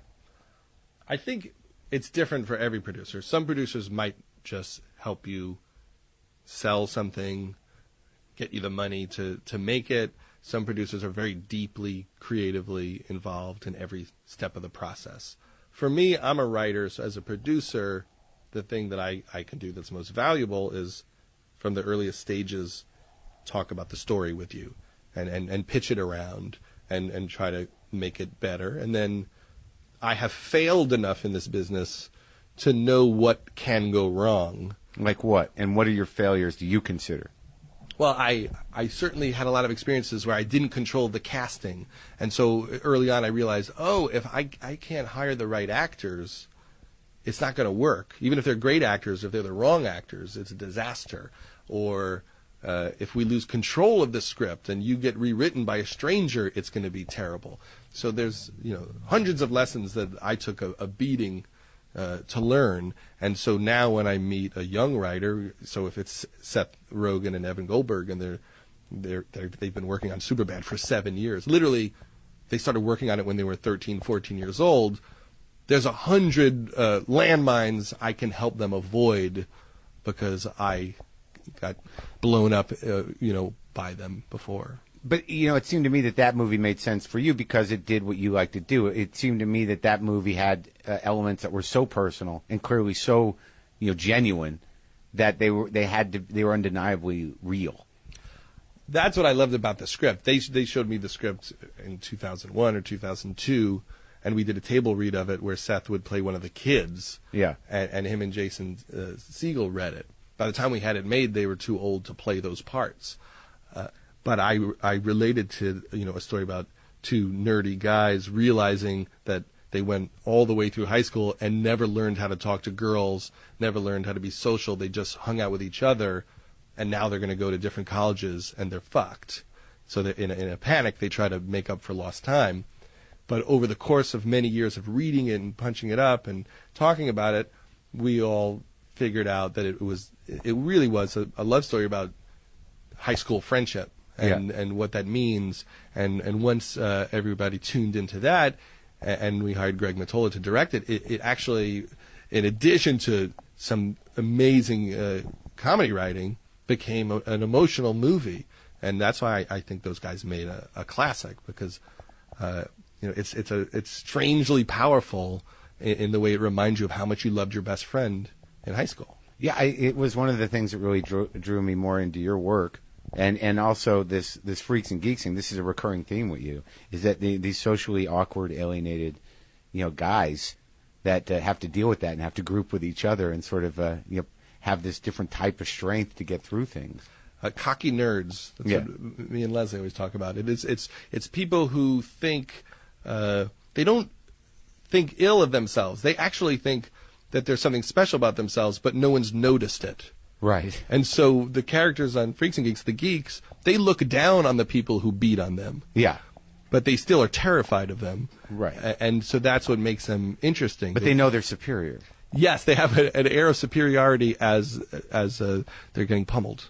Right. And was this something that you carried in your life? Do you think that would you hang, outside of your fear of bankruptcy, some of the momentum of realizing your dreams and your ambition on just this idea that, it had to happen?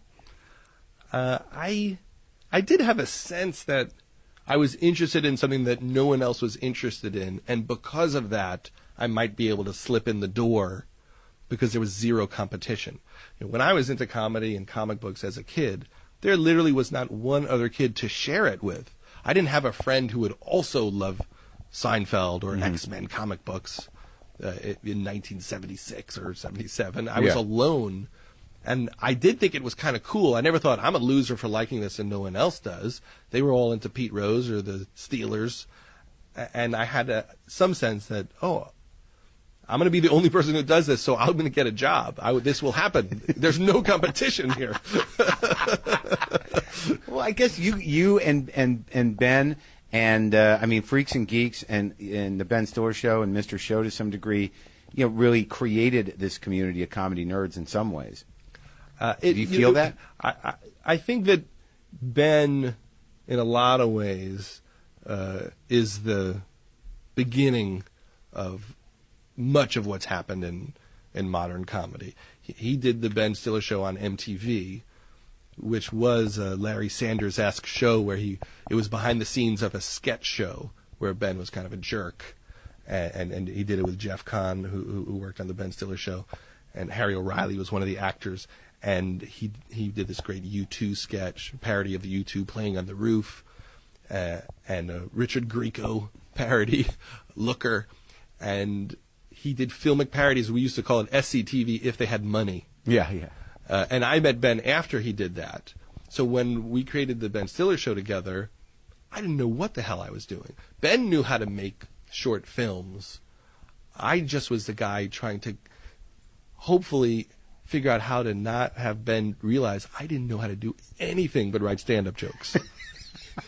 So I'm just keeping my mouth shut and listening to Ben. Yeah. Because he was already brilliant and had a vision for what this was. And slowly I figured out how to run a writing staff and edit.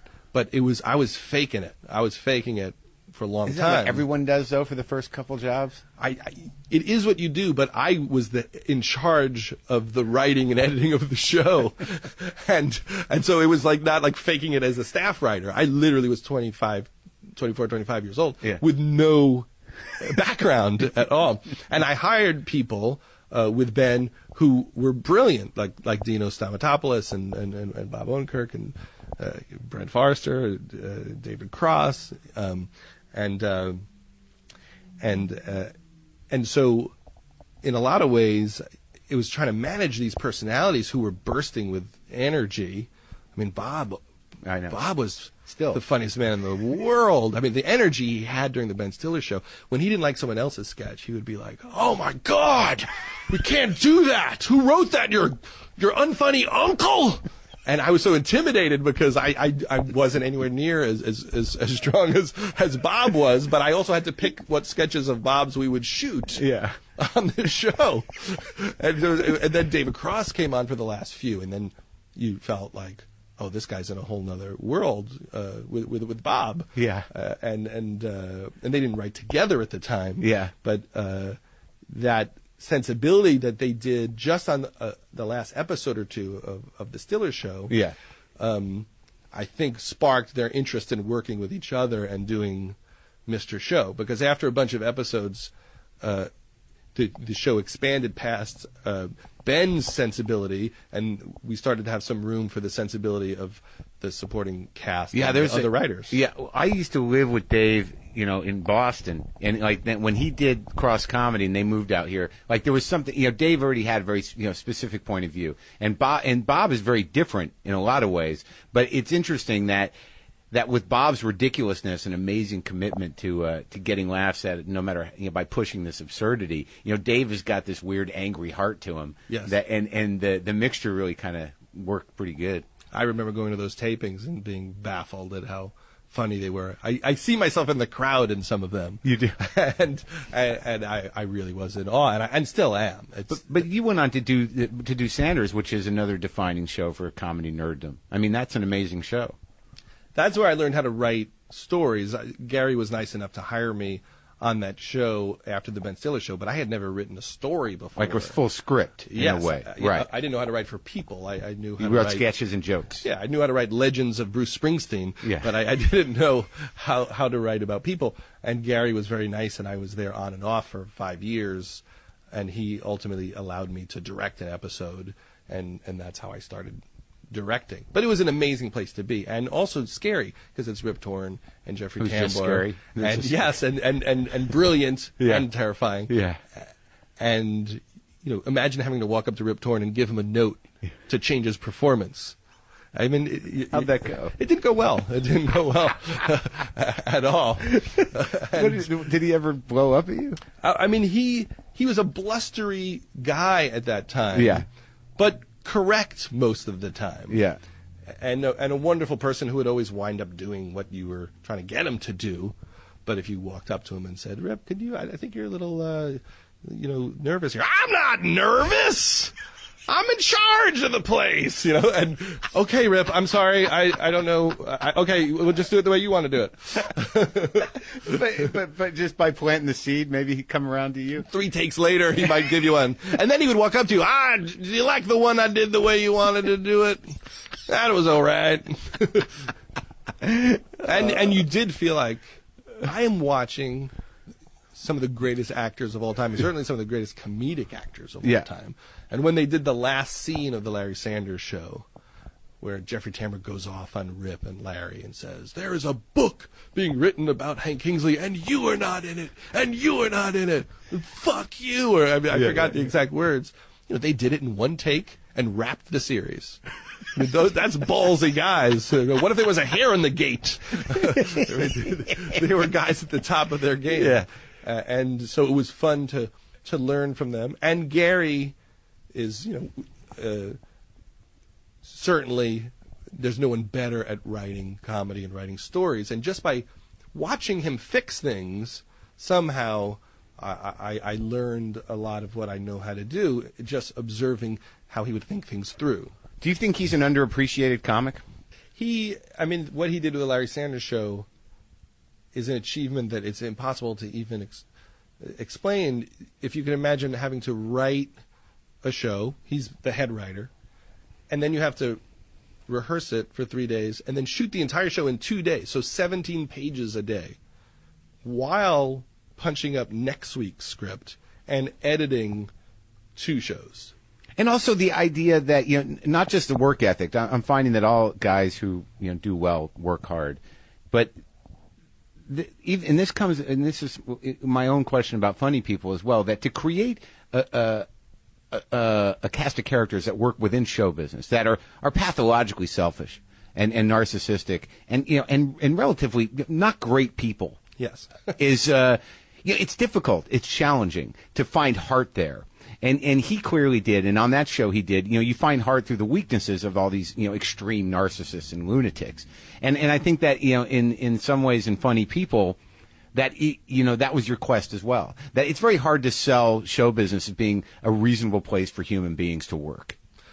That's true. And Gary used to always say the Larry Sanders Show is about people who love each other, but show business gets in the way. Yeah. And I've always thought that's true of any story. What's getting in the way of people who love each other. And with Funny People, I thought, well, what gets in the way for George Simmons is that he's so funny and people love him so much on a grand scale that it allows him to never grow up, because no one can really call him on his shit because he has approval from millions.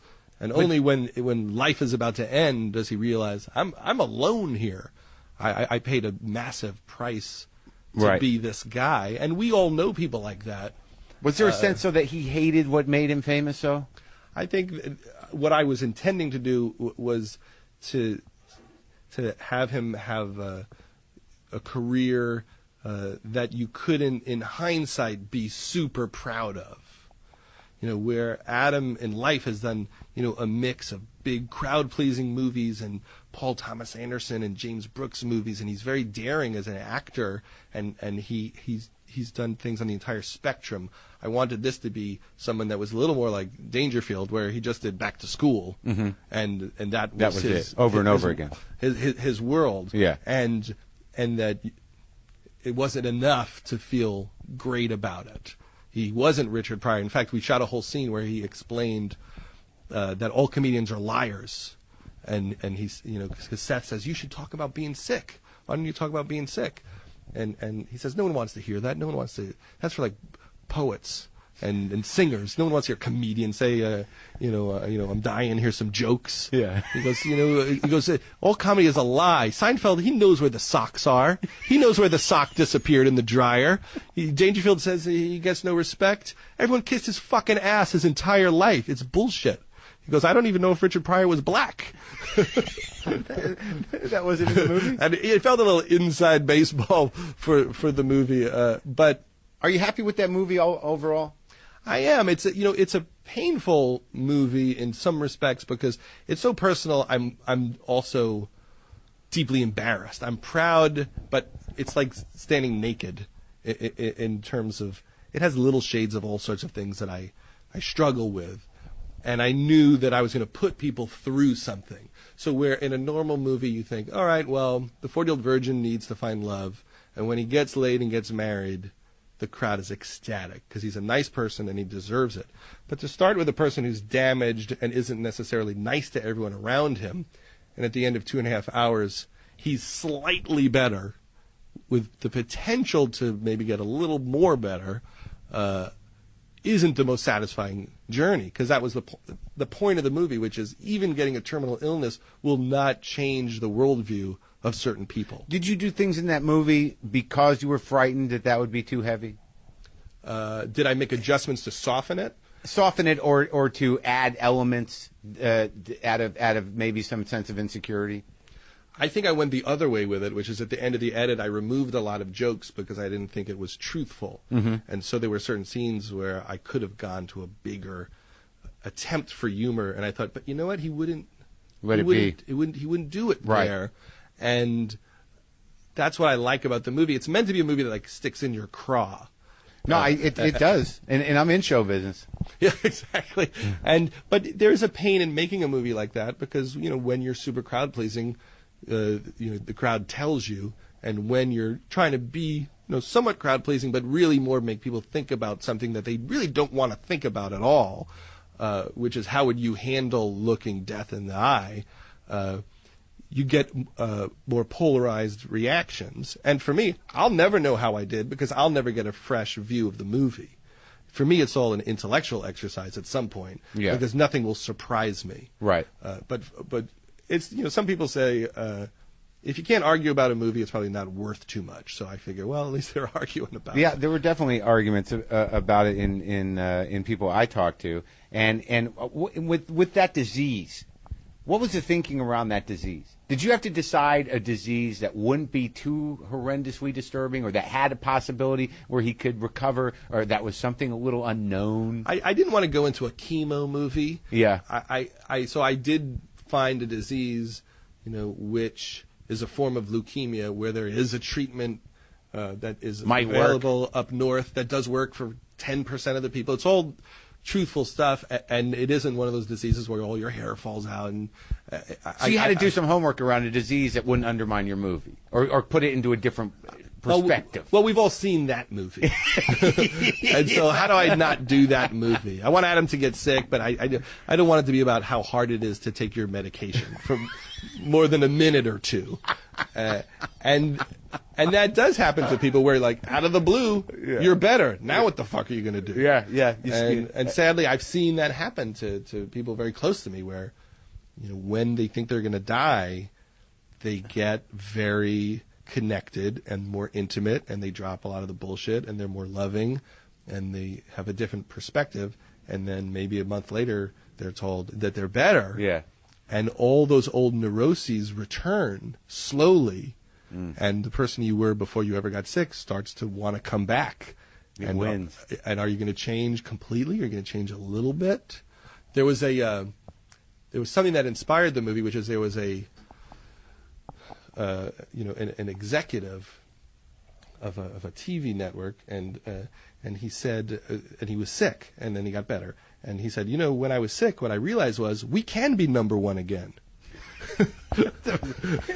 and me and my friend said he's the only person who learned nothing from a life-threatening disease, and that was part of the inspiration for the movie. What if you learn nothing or almost nothing? Now, when you look at the comedy movies that come out now, I admire the direction you're going, because I like things that feel. Like, I like to feel things, because I don't do it in real life. If I can't do it sitting in front of I watched Butch Cassidy and the Sundance Kid the other day because it was on a British Airlines. I was coming back from London. They had it in the collection part, and it was great. Yes. It's a great movie, and I laughed and I cried, and it's Butch Cassidy and the Sundance Kid. It's not supposed to make that happen. But I had this weird moment where I realized that I don't experience much joy in life, and that there are things like movies, and like you're talking about comedy when you were a kid, and also your reverence for continuing to admire comics, which you do, and comic actors. That's part of experiencing joy in life. And I guess that, I admire your angle on it, and I have a harder time. It seems that there's a trend in comedy movies now that you might start with a pretty good story that seems kind of human, but out of some weird fear or overcompensation, it just goes into fucking ridiculous land. Yes. Now, you've produced movies like that, no? I've produced some movies that are better than others. Yeah, I'm not saying I'm not putting a judgment on them, but yes, there are movies that are a little more premisey, and there are movies where you're sticking very close to the truth. And sometimes when you reach for a joke, I always call it sweaty. When something gets sweaty, like you could tell they feel they need a joke here, right, and they're reaching for it. Yeah. When it doesn't work, it's brutal. When things aren't organic, and also when you see movies that you can tell that nobody's passionate about it. It's just a project. It's a way for people to get paid. You know what those movies are. When you see, a movie that Sean Penn directed. Yeah. You realize he's not fucking around. It's like listening to a Nirvana record or something. Like Warren Zevon's last album. This is not a job. They have something to say. And in comedy, the people that we like the most, when they score, they have something to say that's important to them, whether it's Chris Rock's stand-up special, or Curb Your Enthusiasm, or Ricky Gervais and The Office. They're not fucking around. Yeah. And to me, that's what I'm always looking for. Seth and Evan would kill for Superbad.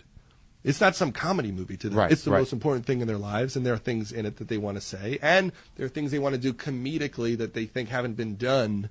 So there's a passion level that's not there in those movies, in comedy product. Yes. In broad sort of farce, kind of like, let's just keep getting more ridiculous, which has its place. And sometimes it works. Sometimes it's hilarious. Sometimes people come up with just a weird idea, and and it's just funny. It's just for some reason they nailed it. Yeah, just for fun. I agree. Yeah, and I think that's definitely has value. And the other thing that I wanted to talk about was I believe that somehow or another you've redefined Jews in movies and on TV. That it seems that with Jason and with Jonah and with Seth, who are a force, comedy force as actors now and writers. That there's none of that shtick anymore. And these guys are Jews, aren't they? I think that they are. Some you of don't them, ever think about that. I mean, most like you don't. I mean, I come from a family of hardcore atheists. No, but and I don't culturally know, Jewish.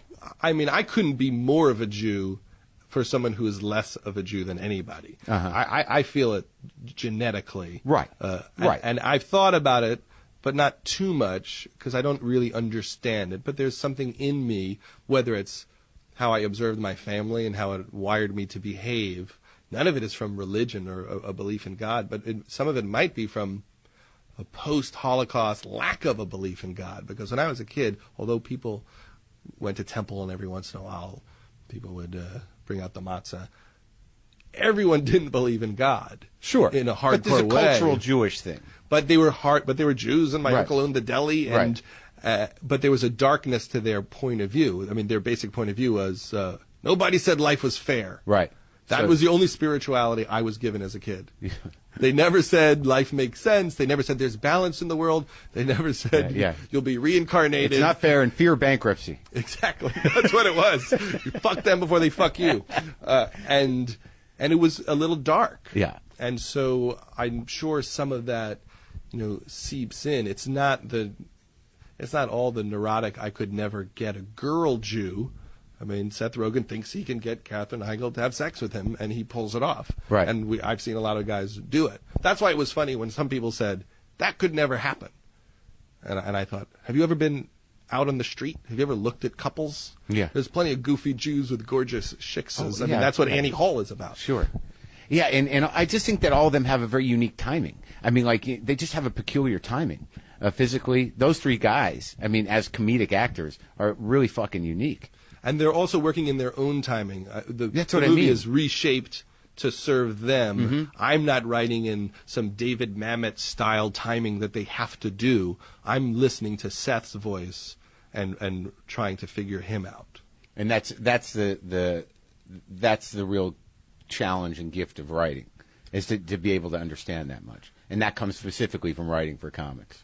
I think so, because I've tried to combine understanding myself and paying attention to other people. So I may be writing something I feel very passionate about, but I know when we shoot it and I play around and rehearse, I want to get to how Sandler or Seth or Jonah behaves so that I can hear them and let them do their thing, because I never feel like my jokes are the most important. I'm happy for them to beat every joke I wrote. Yeah. I'm just trying to get...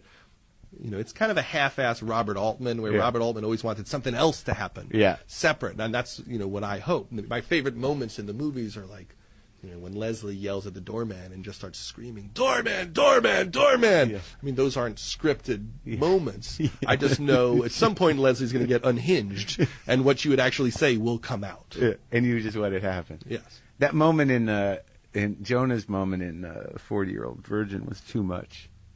In the store. I mean, I can't even explain that comedically. I can't. I mean, that's just a 19-year-old kid who has one line in the movie, and on the day we shot that scene in the 40-Year-Old Virgin, it rained, and so we had like 3 free hours. And as a goof, I said, let's let Jonah improvise with Catherine Keener just to see how scared he gets, just to see what he does. Yeah. And he was so funny that we were just having the best day of our lives watching him curse out Catherine Keener. And he did say, "Enjoy your fucking bankruptcy," and it was just very funny. And then we never tested it when we would show the movie. And on the very last test, we said, let's chuck in like 90 seconds of Jonah being mean to Catherine Keener, just to see if people like him. Yeah. Not that we thought we'd put it in the movie. And it just got such giant laughs. We thought, well, maybe for no reason the movie can stop its story cold to just let Jonah Hill go nuts. And people liked it. So what is your perfect, in your mind, what is the perfect comedy movie? that you judge all against, or 2 or 3? There are a few movies that I always go back to. I always go back to Fast Times at Ridgemont High. It pulls off a couple of things at the same time. One is it has this really hilarious, broad humor with Sean Penn as Spicoli. Yeah. But Jennifer Jason Leigh gets pregnant and has an abortion in it, and it's played straight. And he's able to be incredibly truthful, but he can get to broad. Who directed that? It was written by Cameron Crowe and Amy Heckerling directed it. Right. And that has always been one of the main models. Because of the emotional variation. Can I have this feel real, but still wax Steve Carell? Right. Can I have you care about him, but when I wax him, does the reality level not go out the window? Right. And so when you can do that well, it's a big deal. So that's a big one for me. In terms of endearment, I always go back to as a movie about something very serious that's hysterically funny. And all the classics like Annie Hall and Dr. Strangelove, and I was watching Tin Men the other day, all those Barry Levinson movies. How about The In-Laws? I mean, the In-Laws, all the old Albert Brooks movies. Anytime you talk about it, you feel terrible because there's 10 more behind everyone you could mention. But it's interesting to me that, like, for the most part, outside of appreciating it as a classic, as an inspiration, Woody Allen is not one for you, particularly. I never mentioned Woody Allen. One, because some of his stuff is so great, you feel like a fool even mentioning you're in the same business as him. Okay. It just feels awkward to say I do what he does. Right. But also, I think probably when all that stuff happened to him and his family and the stuff with his kids, there was a part of me that disconnected a little bit. Uh-huh. Maybe after I read the Mia Farrow book, I just was like, got a little creeped out, and my incredible worship and affection got dented. That happens. And I don't know where I stand on any of it because I thought it was really interesting seeing that movie about him touring Europe with his wife. And he seems very happy and his wife seems very devoted. But then there's another side to it where you think, he's strange. He's stranger than I thought he was and darker than I thought he was. That's right. And so I don't connect to it in the exact same way as I did when I was a kid watching Take the Money and Run and just thought this is the funniest man on the earth. I know too much now. Right, and also it turns out that that his insistence on distance from the character is disconcerting, and it's a lie. You want to believe it's a lie. You believe it's a lie. I think it couldn't be a bigger lie for him to say I'm not like my characters or these aren't ideas that I believe, because that writing doesn't make sense. If you see Bullets Over Broadway, a lot of it, there's that section where one of the characters says, the heart wants what it wants. Well, isn't that the story of this section of his life? He wanted this woman at all costs. And I'm not judging it either way, but I know he's revealing parts of himself in all of his work. And so for him to say, I'm not like that, I don't feel that way as the character does in Stardust Memories. Well, I've been through a lot of the experiences that he's been through, and I understand why he felt that way. Right. And made Stardust Memories. So to say, oh, that's just a character, I mean, everything's 60% made up. But there's 40% true in all of it. Right, but what I'm saying is that, like, the thing you want to believe about that character is that he struggles with this shit. And when you read about the reality of it, that, he was a lot more calculating and a lot more selfish and dubious. That's what's disconcerting. That he didn't fight what the heart wanted. Sometimes you have to fight. Exactly. There's plenty of things I want that I should not take. Yes. So that makes it more complicated for me. I mean, that's the perfect argument for I should know nothing about the people who make art because it affects how I watch it. True. When I read Please Kill Me about the punk rock scene in New York, about Lou Reed, as shitty as those, I knew they were all drug addicts and everything else, but Lou Reed was such an asshole. It just fucked it up for me. I don't read much about comics because I know how filthy we all are. Yes. You don't want to know too much about anybody. Yeah. I mean, if you read of course the new Groucho biography, you're like, God, Groucho was a prick. Yeah, of course not like a funny prick, a real prick. Yeah. Now, do you do Marx Brothers? Yes, I'm very obsessed with the Marx Brothers. Because of who taught you to like the Marx Brothers? They were just on TV all the time, and I have to say they were the first comedy act that I connected to, and I think it was because it was so rebellious. They were on New Jersey TV and New York TV on Channel 11 or whatever. Constantly. Right. And they, like with the Little Rascals and Three Stooges. And then Abbott Costello was on constantly. But Groucho was basically saying this is all bullshit also. Right. And flipping the bird at all of the rules and government. Right. And for some reason I couldn't have taken to it more. I mean, Groucho, when I was in 6th grade, I wrote a 30-page book report about Groucho that was not assigned in school. I just wanted to write it. That's weird. Yeah. I was connecting. But did you feel that, because you're not that aggressively, fuck you, and do you feel... I don't think that's my point of view anymore. My point of view... it was, though? Well, I never felt that way enough to be super funny, quite frankly. There were comedians when I first started out who were working, like Kinnison and Bill Hicks, and those were the guys that were, the best guys when I first started. Yeah. And they were hilarious because there was such rage and self-righteousness, and they thought they had the answers for everything. And I never felt that way about myself. Yeah. I never thought I had any answers for anything, and I wasn't as mad at them. I probably didn't know as much about the world as they knew, but I wasn't mad like Kinnison was mad. I was just trying to meet a girl and get the second base. But you respected that, and that's interesting. So, but I'm sure I had anger, but as I've gotten older, I really do believe that life is about finding ways to connect with other people, and I'm more attracted to a James Brooks sensibility where all of these stories are about how people finally come together. I think that's where the joy is. I mean, I think that's where humanity is. I think this sort of like, the fuck you, I'm better than you, or I know more than you, or life is fucked. Like I come from that mold, and now that's all melting away. Yes. And I don't always know what to do with it. And what replaces it when it melts away? If on a good day, a certain, gratitude and belief that I should probably try to enjoy my life, before it goes away. Yeah. On a bad day, self-pity, resentment over disappointment. Yeah.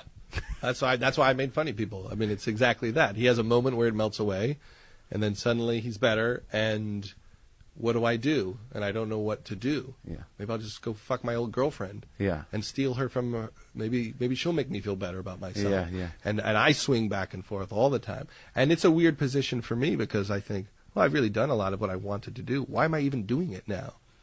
What's left to say that I haven't said? I can kind of rework it.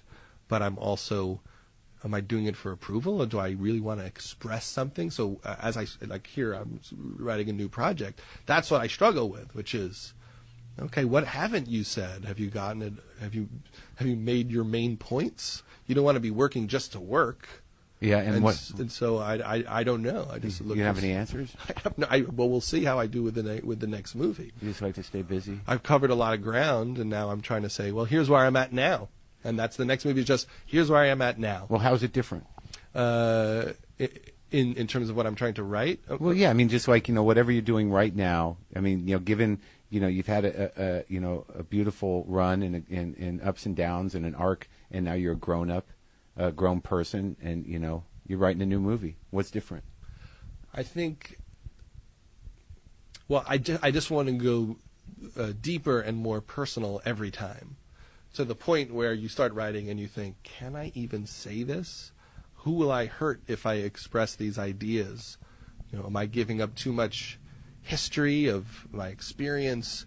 But there's no way to dig it out without, going to the places that you normally would hide from everybody. And so it's literally just going deeper. There are things I did in the other movies where I reference an attitude, but I didn't really explain where it came from. So in Knocked Up, there's a sequence where Paul Rudd is on mushrooms, and he's like, I can't accept her love. I can't accept her love. And he's on mushrooms, and then the next time you see him, he's happy, and he's married. And you realize, well, it's bumpy, but they always get back together. And that's what the relationship is. But, as I write the next thing, well, maybe I want to show you what happened in between of how people come back together. And what those moments are about, and why someone feels that way. To push it a little further. I mean, I've listened to the show a lot, and you talk a lot about, your family and what makes you feel separate from other people. And that is what interests me now, which is, why do I feel separate? Why am I still in my room watching TV kind of in my mind? Yeah. I'm still kind of in that room, and I'm not as connected to other people as I want to be. So I'm trying to do that. But even when I'm doing it, if I'm at a party or I'm at school, there's a part of me that wishes I could run out and sit in my room and watch the Merv Griffin show alone. I know. But I do enjoy when those moments of connection happen, and that's why are we so afraid of joy? I mean, that's the question, and I've thought about it a lot, and I think it's because we think right behind joy is a knife that will cut our throat, and if we really feel it, it's almost like a laugh, and your chin goes up, and your throat is exposed. And if I laugh too loud, someone will slit my throat.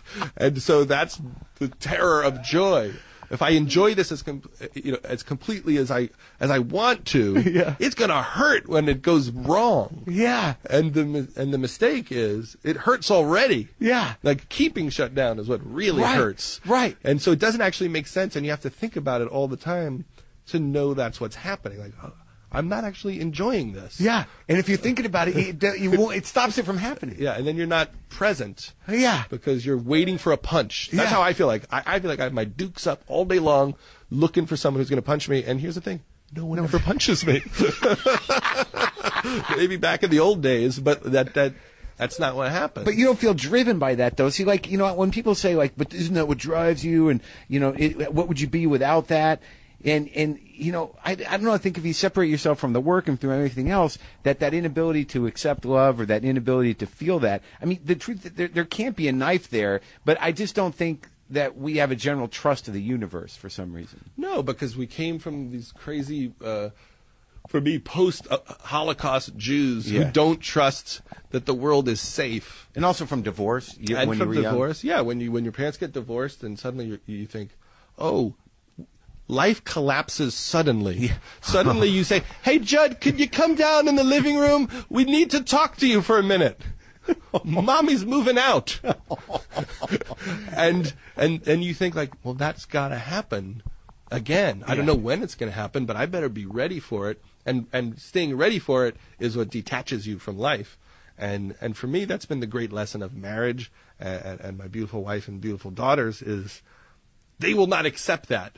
Daddy needs to be here and needs to be happy and connected and present. And so, it forces me to do the work to not be the guy who wants to detach. Or split. Yeah, and that wiring is intense. Mm. And I've had to also accept, like, I shouldn't beat up on myself because I'm wired that way.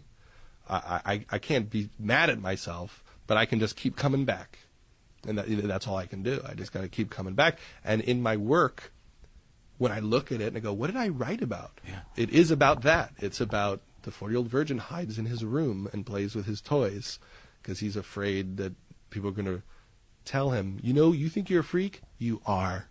And so it takes so much for him to put himself out there to find out, oh, he is lovable. She loves him. Yeah. And the same in a way with Seth Rogen. There's this beautiful woman. She does love you. You don't have to stay stoned all day long. You can enter into this experience. Or even funny people.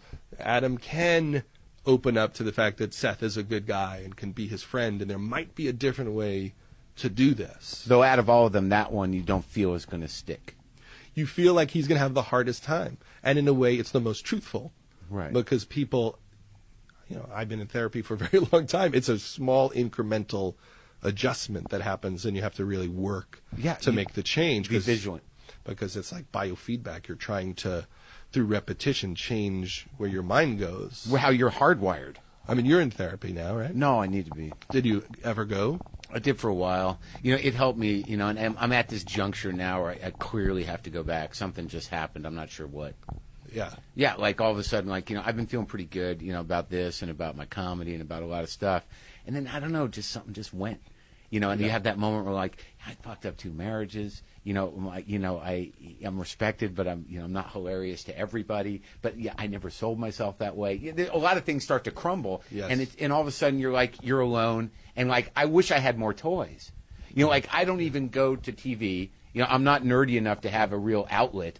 I'll just sit there and just beat the shit out of myself. And there's nothing staring at the wall. Yeah. Oh yeah, man. Hardcore. I'm like, don't interrupt me. Don't take me away from this.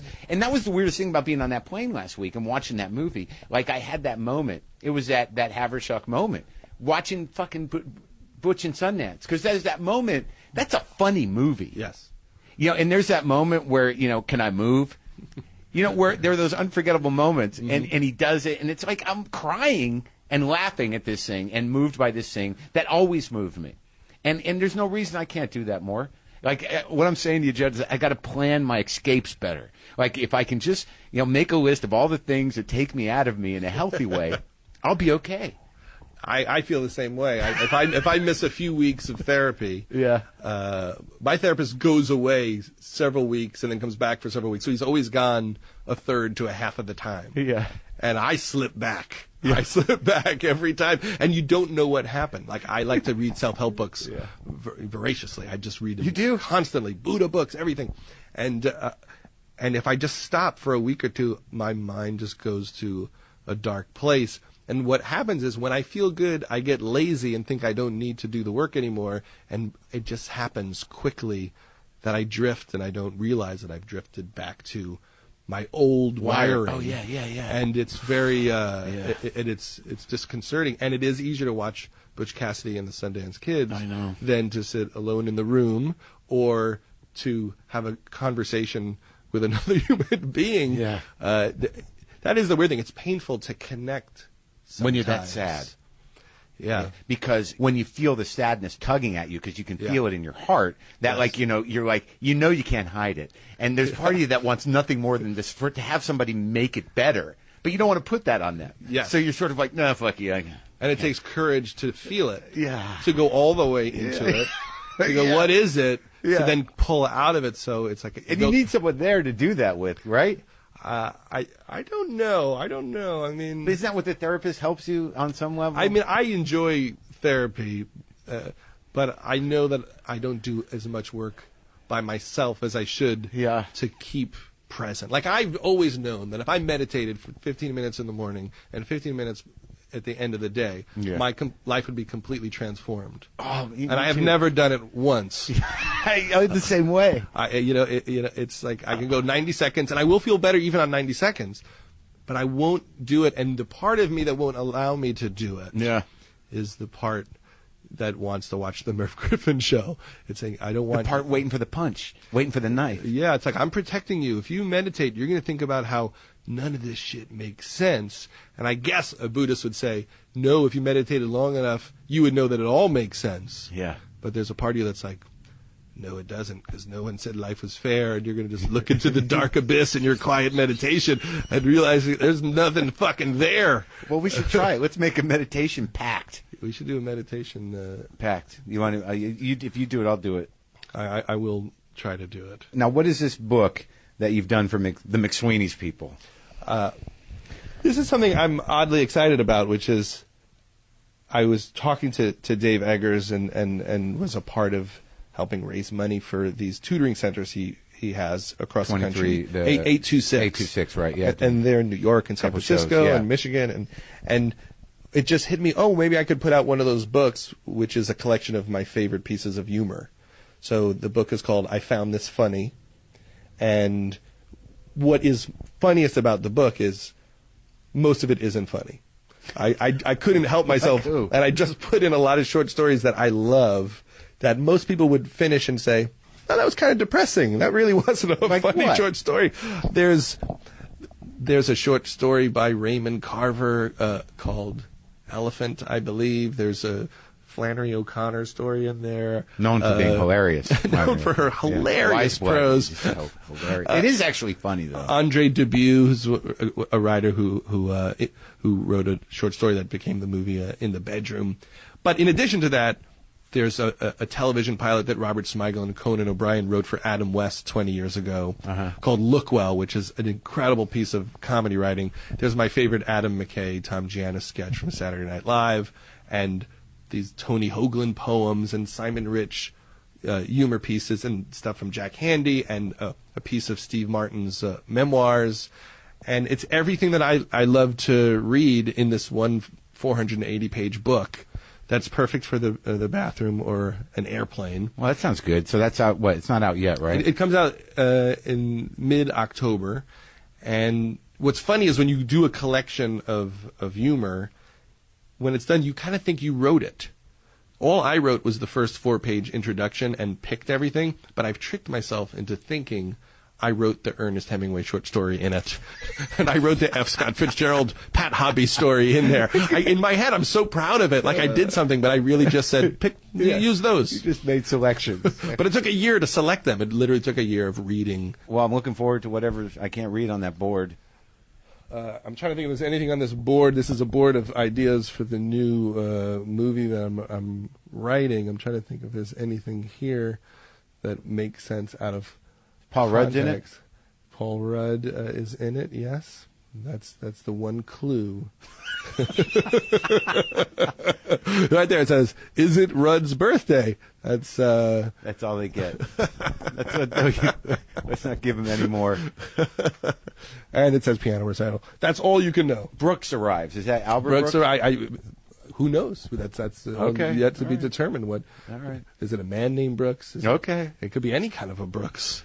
Well, this has been great and cathartic, and I feel better. I felt shitty when I got here a little bit. Not because of you. Yes. You feel better?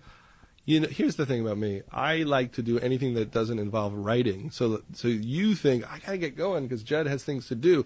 What I'm thinking is, Mark, don't leave. Well, You're going to leave me alone with the typewriter, and there's a blank page. All right, Judd. Thanks for talking. All right.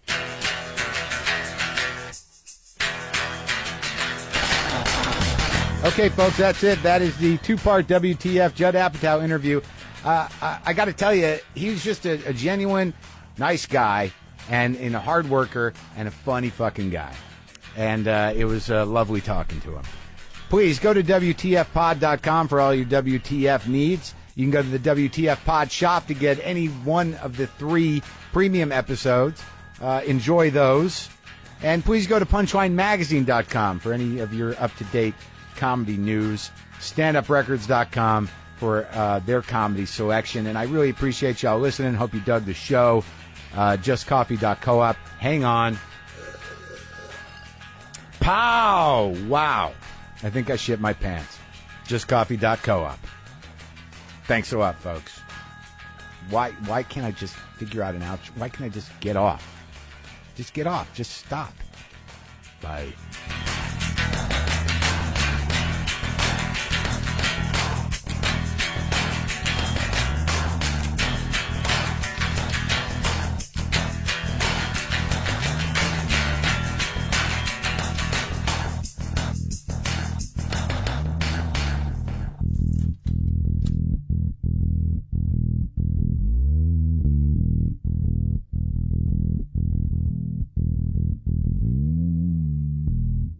Hey folks, today's episode is sponsored by Trunk Club, the easy way to get clothes that look great on you. At trunkclub.com/WTF, you answer a few simple questions about your look, your style, and your size. Then you're assigned an expert who will handpick clothes that are just right for you. Your stylist, the shopping, the trunk, even the shipping are all 100% free when you go to trunkclub.com/WTF. Looking great is important, and Trunk Club makes it easy. And right now, it's completely free, so go get started at trunkclub.com/WTF. That's trunkclub.com/WTF. Oh, wait, we're also sponsored by QuickBooks. If you work for yourself, save up to 50% for an entire year on the new QuickBooks Self-Employed. It helps separate your business and personal expenses so you can quickly track what you spent for work and what you spent on yourself. QuickBooks Self-Employed helps take the guesswork out of estimated federal quarterly taxes. You'll know how much money to set aside for Uncle Sam and how much stays in your pocket. Yeah, your pocket. Try QuickBooks Self-Employed and receive 50% off at tryselfemployed.com/WTF. All right? Okay, we good with everything here? let's move on to the show proper. Lock the gate!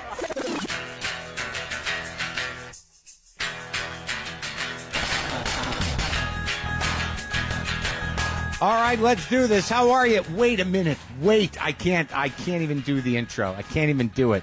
All right, let's just deal with this. All right, today on the show is Judd Apatow. I kind of told you a little something about maybe something big was going to happen. So brace yourselves. Are you sitting down? Okay. All right, now take a breath. All right. If everything goes as planned, on Monday, I will post a WTF, an episode of this show that you're listening to now, featuring myself in conversation with, talking to, at my home in my garage, me talking to the President of the United States of America, Barack Obama. That is what's happening Monday. If everything goes well tomorrow, I don't know when you're listening to this, but I'm talking to him tomorrow. If everything goes well, if everything goes as planned, by the end of the day tomorrow, Friday, I will have a conversation in the can with the President of the United States of America, Barack Obama. If you are tuning into this show right now because you heard about that episode, and this is the first time you've listened to my show, to WTF, go subscribe to the show, to this show on iTunes, or go to the WTF app for whatever device you use and get that at the App Store. That way the episode with the President will be there for you when you wake up Monday morning. Now, what am I doing in terms of planning? That's a good question, Mark. That's a good question. Why don't I just interview myself now about how I'm going to handle the interview with the President? Well, what I'll probably do first is freak out for about a week or two. All right, I already did that. Check. Done. Now I just have one more day to freak out. And I'm in Hawaii, his home state. So I've been down here on vacation. I will be back in time for the interview. If everything goes well, I should be back today. But now I'm thinking about it. I'm spinning because I want to do a WTF interview. That's what I do. I haven't done political talk radio in years. No desire to. But now I'm going to have a conversation with the President, which is inherently, he's a political figure. I don't know if you realize that, but he's the President of the United States of America. He's at the top of the political food chain, if you will, which I never say. But nonetheless, an incredibly brilliant and interesting man with a life that I'm going to talk to him about, if everything goes well. We do a classic. Can I refer to myself as that? Is there a standard or classic WTF-style interview? I think so. I'm not exactly sure what they are or what they entail, but I know when I do them. And I hopefully will do one of those with the President of the United States of America, Barack Obama, that you will be able to hear on Monday, wherever you get this podcast. But I'm not freaking out about it. I mean, does it sound like I'm freaking out about it? Because I'm not freaking out about it at all. I don't think it's, why would I freak out about the President coming to my house? Oh my God, I hope my bathroom's clean. You know what? I should probably clean the house a little. I should probably prep the cat somehow. We let the neighbors know. My producer and business partner, Brendan's been at the house dealing with Secret Service. My neighborhood my street is going to be incredibly safe for the next few days. Incredibly well secured. Big day on my street. Had a very relaxing week, other than knowing that the President of the United States, Barack Obama, is going to be in my garage. Who wants some underwear? Or better yet, who needs some underwear? Come on, we all could use new underwear. No one is going to turn down new underwear, not me, not Judd, not the president. So if you're getting new underwear, you might as well treat yourself to underwear that's 2 times softer than cotton. Get yourself some MeUndies, the most comfortable underwear you'll ever put on. You'll feel great with MeUndies. They keep things in place. They keep you dry. They keep things cool. And really, those 3 things are all you need, aren't they? Seriously, think about it. MeUndies just launched their All of Me Women's Collection, a 4-piece line of undies designed specifically for women.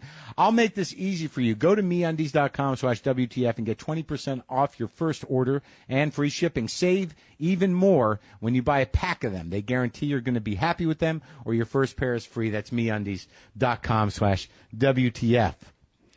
Did I mention the President of the United States of America is going to be in my garage tomorrow, if all goes well. If everything goes as planned, I'll be sitting in my garage with the President of the United States directly across from him, trying not to lose my shit, trying to play it cool and act like we're just hanging out, having a little chat for an hour. That's the deal. Whew. I'm a little queasy. Hey, you guys, all right, look, I'm coming to the East Coast June 25th, the Capitol Theater, Port Chester, New York. June 26th, the Brooklyn Academy of Music, Howard Opera House. That one's almost sold out, so get on that. BAM. That's BAM, for those of you who don't know what BAM stands for, all right? Saturday, June 27th, the Paramount Theater in Huntington, New York, out on the island, all right? So why don't you get some tickets for that, right? All right, that's all I'm saying. Sunday, June 28th, Count Basie Theater, Red Bank, New Jersey. All right? Jersey, please. That's where my genes are from. Not the jeans I'm wearing. That's where my DNA was brought together. That's where it all happened. I was conceived and came out in New Jersey from Jersey people. The least you can do, New Jersey, is show up for me. Your wayward native son. All right? Can you do that? Thank you.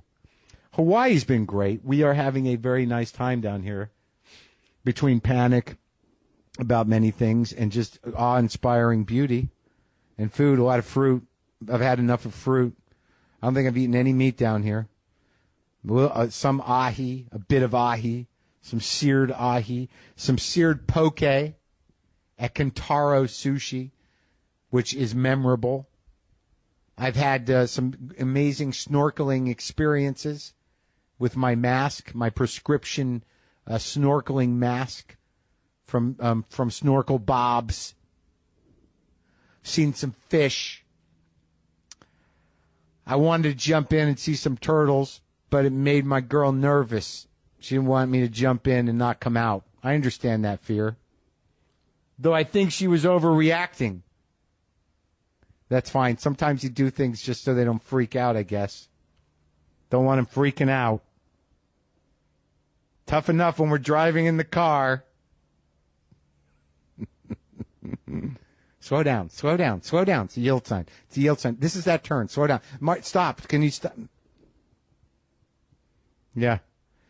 Had some good food, but mostly I cooked here at the place we're staying. It's this gorgeous place, the Honolulu Beach Resort Community. Yeah, there's some people here that seem to be part of a community. There's a dude just over, I can see part of the ocean from my resort community temporary apartment, and the guy below facing the water is prone to sort of just do a little the Grateful Dead shake. He does a little the hippie dance. He's out there, in his early 60s with his little oval sunglasses on and his headphones, doing that hippie dance, that convulsing in rhythm with something we can't hear. But I know it's a jam band situation, I'm thinking, or some smooth jazz. Maybe before I go, I'll ask him what he's doing the old man hippie dance to. Seems like a pleasant guy. Apparently he lives here. Very chatty. But how could you not be? Just living down here? I mean, look, I love it. It's beautiful. The idea of Kauai is great. But, we're a week in, and I think if we stayed one day longer, everything would fall apart. It's just time to go. I've had enough of the island. I'm relaxed. Now I'm starting to spin. I'm ready to get back on the treadmill of my life. Oh, and I mentioned, talk to the President of the United States of America tomorrow.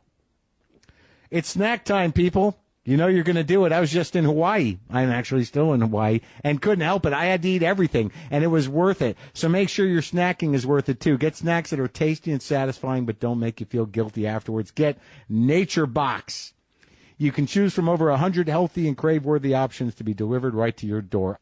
All of their snacks are all made with zero artificial flavors, colors, or sweeteners, 0 grams, trans fats, and no high-fructose corn syrup or syrup.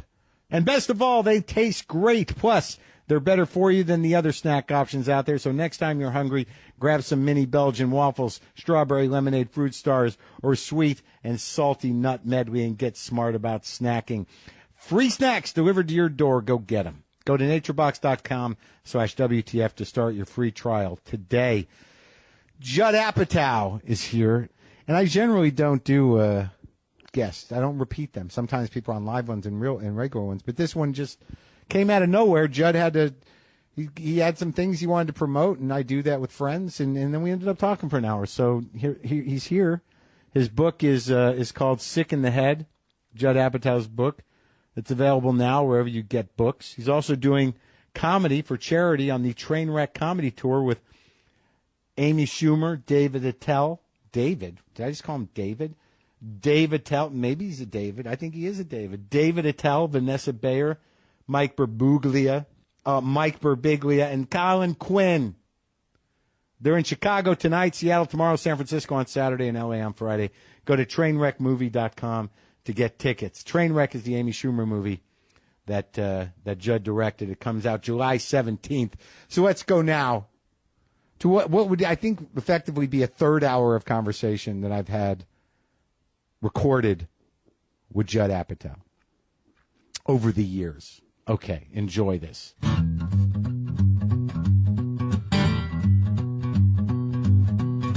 You should have like Elvis had his trophy shack. Have you been to Elvis's house? They have he has a whole almost like a warehouse out back that you can walk through. Yeah. Of just his trophies and gold medals and shit. Like he built that for himself. You need to build that for yourself. No? I'd like to. I don't know if I can get permission from the home front. Uh-huh. for the Michael Jackson 40-foot statue of myself. Wait, isn't that coming? That should be on. It's got to be close. At some point, that's all you can do is build a statue to yourself, and build your own in memoriam reel, so you could watch what you think the reel will be after you die. Yeah. I've often thought about putting that montage together. I don't know what the. I don't know there'd be tremendous fanfare. That'd be funny if that's what you left as a living will, is a memoriam montage. Guys, when I die, I've already put it together, the montage. It's 200 minutes long. I tried to cut it down, but I couldn't. No, there's too much good stuff. I got the Young Comedian special in there, my first evening at the Improv in full. I have one of those of my HBO special from '95. Yeah, the 45-minute set. Wow. But but when I saw it, I was like, they made the right choice. Exactly. I had to trim that shit down. I got involved in my HBO Young Comedian special edit because someone slipped me a look at it. I knew somebody who was a part of the production, and it was a very bad edit of it. Really? And thank God I was able to get some notes in. Are you serious? Yeah, because usually back then you wouldn't have any say as to how they edited your And you set. weren't anybody then. You were just a kid on the thing. No, I just happened to just know an editor or a low-level producer. What was the problem with it? How did you tighten that thing up? That's a very good question. I made a mistake on my HBO Young Comedian special back in '92. Is I didn't have a dirty act, but I was so excited to be on HBO that I kept cursing. Yeah. And now whenever they show it on television, I get bleeped so much like I'm Richard Pryor, but there's no reason for the curses. It's just like, hey, have you ever seen this shit? Can you believe this fucking shit? You're like, I have the freedom. But I had no jokes that needed a curse. You didn't, yeah, I no longer know how to talk appropriately in situations because I've been a comic too long. And you go too far, and you don't realize people don't go talk too that far. way. I just say fuck at the weird time. I punctuate with fuck, and it's like normal people don't talk like that. I'm about to do Jimmy Fallon, and I'm going to do stand-up on it, and now I have to look at all of the stand-up I've been doing and really assess how much I've been leaning on cursing and dirty for survival. How much have you been? more than I'd like to acknowledge. Really? Well, that things are, a little too dirty. I can't really do the in hell Bill Cosby should be raped by himself bit. Yeah. On the Tonight Show. Well, how does that? I haven't heard that joke. How could he be raped by himself if he's asleep? Yeah, exactly. That every morning Bill Cosby wakes up and goes, "Oh shit, I got raped by I Spy." And then the next day, I got raped by Huxtable. I got raped by the Jello pudding guy. Every morning it's a different ear of Cosby. Is that the has bit? Raped him. I have only done it a few times, but most of the things that make me laugh don't really work on television. So what is okay? So you told Fallon, because I'm trying to get on Fallon, but for some reason I'm not interesting enough for something. I'm just an oddity. Yeah. Well, I mean, I should be an oddity. You're an oddity because you're Judd Apatow, and are you? It'd only be an oddity if you do not do any panel. Are you not getting on as panel or as Anything. stand-up? That's interesting. I don't know what it is. I had that with Letterman, where I did Letterman in 2007. Yeah. And I was so excited to do it. Oh, right. That was the biggest thing, yeah. I wasn't doing stand-up, I was doing panel. Right. I did one panel with him before he left. One. Oh, that's right. One. I saw that. It was good. It was great. The Mel Brooks thing. And then I couldn't get back on again. Right.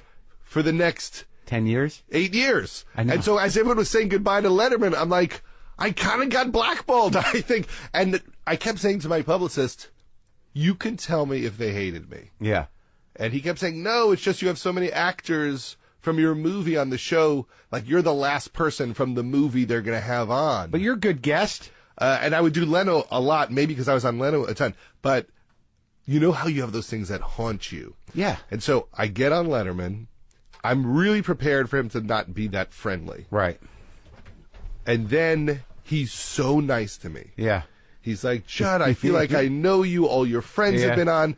And I shit a brick because the kindness was not what I threw had. You. It threw me completely. I didn't know what to do. Yeah. And I tell my stories, and I told a funny story about when I was a kid, I wrote every single staff member of Letterman asking for an internship. And the gaffer, like Hiram Bullock, the guitar player, which really made him laugh, the Hiram Bullock reference. And you just sent them to the address of the studio? Exactly. And I did get an interview. Yeah. And I didn't have with Hiram Bullock. With only Hiram Bullock alone in a room. And I get to the interview. Now, I'm completely broke at the time. Yeah. I'm going to college. I fly from California to the interview. Mm-hmm. This is the dream, the internship at Letterman. Yeah. When I get there, the lady says, it's filled already. Yeah. And I nothing like that had ever happened in my life. Yeah. Where I'd spent like $1,000 to fly home to be told something that I could have been told on the phone. Right. So I wrote the woman a letter, like very formally, but at the end called her the C word. No. But like, I really spent a lot of time and this cost me a lot of money and I just don't know why you acted like such a C word. Yeah. I'm like 18 years old. And I was so upset, I couldn't watch Letterman for almost a year. Was this ever brought up to him? Did he have any recollection of it being presented to him? No, of course not. And I'm sure he knew nothing about it. And I did not mention the C word elements on the show. But right at the end of my panel, which went pretty well, I tried to read the Motion Picture Academy's reasoning for giving it an R rating, which was incredibly long. Yeah. Like sexual content and some moments of drug abuse.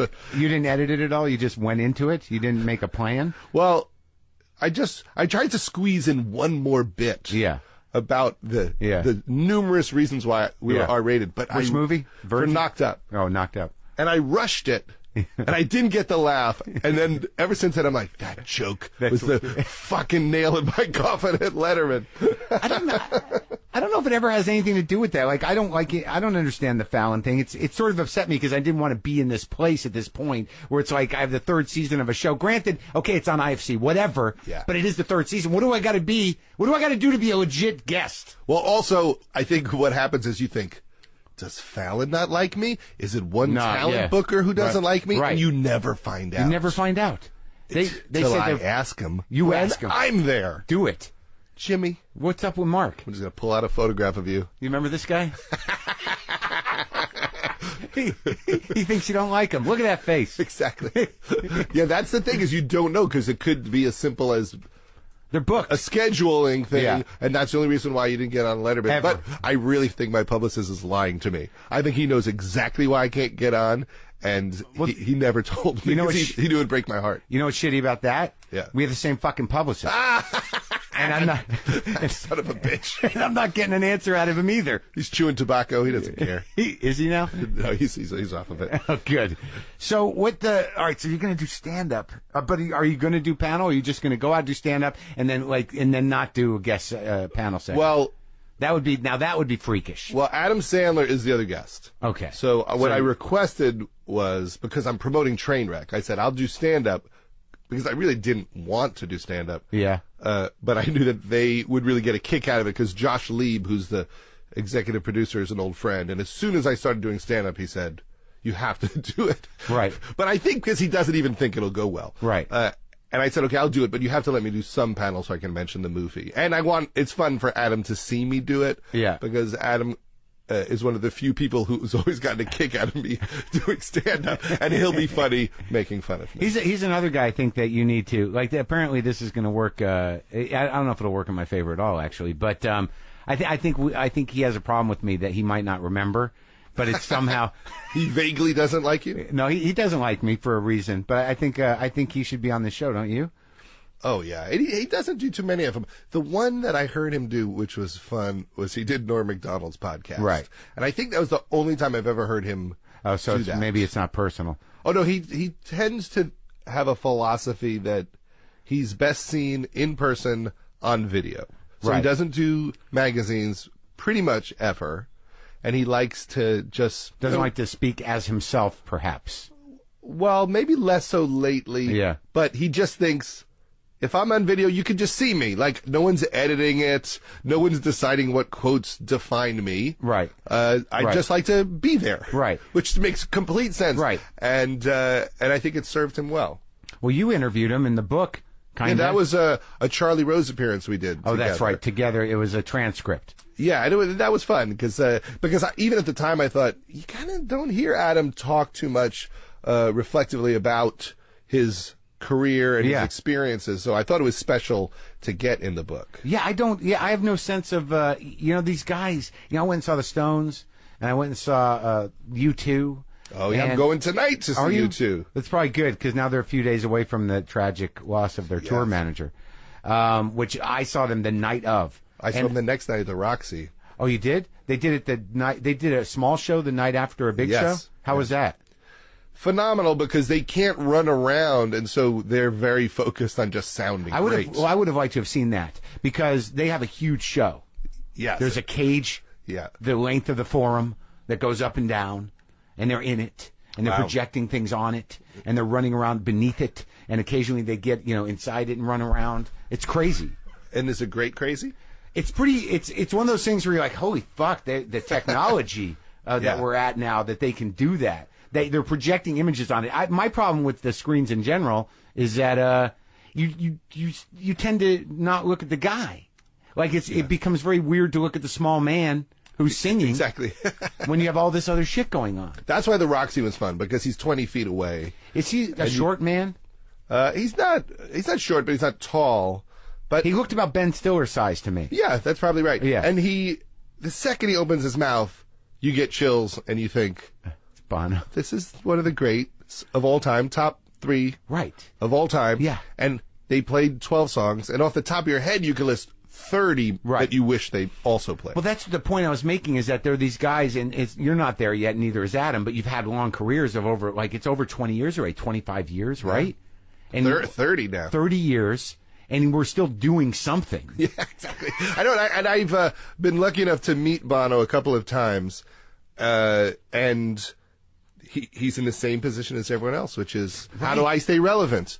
And the fact that this guy is still relevant, and I started listening to him when I was 15 years old, washing dishes on Long Island in 1983. Yeah. And, the new record, forget the controversy of they tried to give it to you. It's phenomenal. It really is an amazing record. Yeah. And I think that's listen to the all whole of thing. our dream. Yeah. It's all of our dreams. It's just to stay relevant. I'm happy. I'll be happy if I have a window of relevancy. Exactly. If like I had 6 years, I was very relevant. Well, relevant just even in terms of just doing good work where you feel engaged. Right, good work. That's true. I think that's really that's what determines it. Not whether or not you can sell records or whether or not. Because the feeling I got when I saw both of them was like these are professional showmen. Yeah. Putting on a show and being who they are at the age they're at. I mean, there is a little denial, I think, about, there's a little vanity, but they can't hide it. That's one thing the screens can't hide. Well, they have fun with it. Yeah. I think that when you talk to him, what I was most impressed with is he has a great sense of humor about all of it. He does. He understands what he represents. He understands what people think about him and... what part? Well, like... I think he is like a beautiful, charitable person. Yeah. That in addition to this rock and roll iconography, right, he really dedicated his life to finding ways to help people. Right. And it's so easy to think ill of that as just a cynical person. Right. A cynical person would think ill of that. Yeah, because Who does he think he is? Like, well, why Sting doing so many benefits? Yeah. But when you really break it down, have you ever, flown to the Sudan and talked to people at a refugee camp? Right. Like, these people put in an amazing amount of time and really do change lives. Like, things that Bono has done has raised probably $1 billion. Wow. And every dollar that probably affected someone's life. But he's also aware that people are sitting at home on their couch going, "Fuck that guy." Well, it's kind of like charity fatigue. Yeah. That people have I'm tired of watching people care so much for so long. Or there's one guy. Yeah, and I think that anyone who does charity work, whether it's Angelina Jolie, Jerry Lewis, people have an instinct to make fun of it. Right. But no one does shit. Right. Like people make fun of it and they don't do anything that touches people's lives, and it's good to remember these people. I've seen Angelina Jolie speak about what she does. Yeah. It's jaw-dropping when she talks about visiting a country. Yeah. And this is what it's like for these people. Right. What it's like to have no home. Right. And imagine sitting with these people and trying to figure out politically, what can you do with the 1 million refugees coming out of Syria? Right. And who in their lives tries to take it on in any way and try to get involved in solving things? So I love people like that. I feel like we don't appreciate them. No, because it's so easy to just go, he gave me a record for free. Yeah, yeah. So, sorry. Yeah. Sorry that you had to take 1/1000th of a second to not, download it.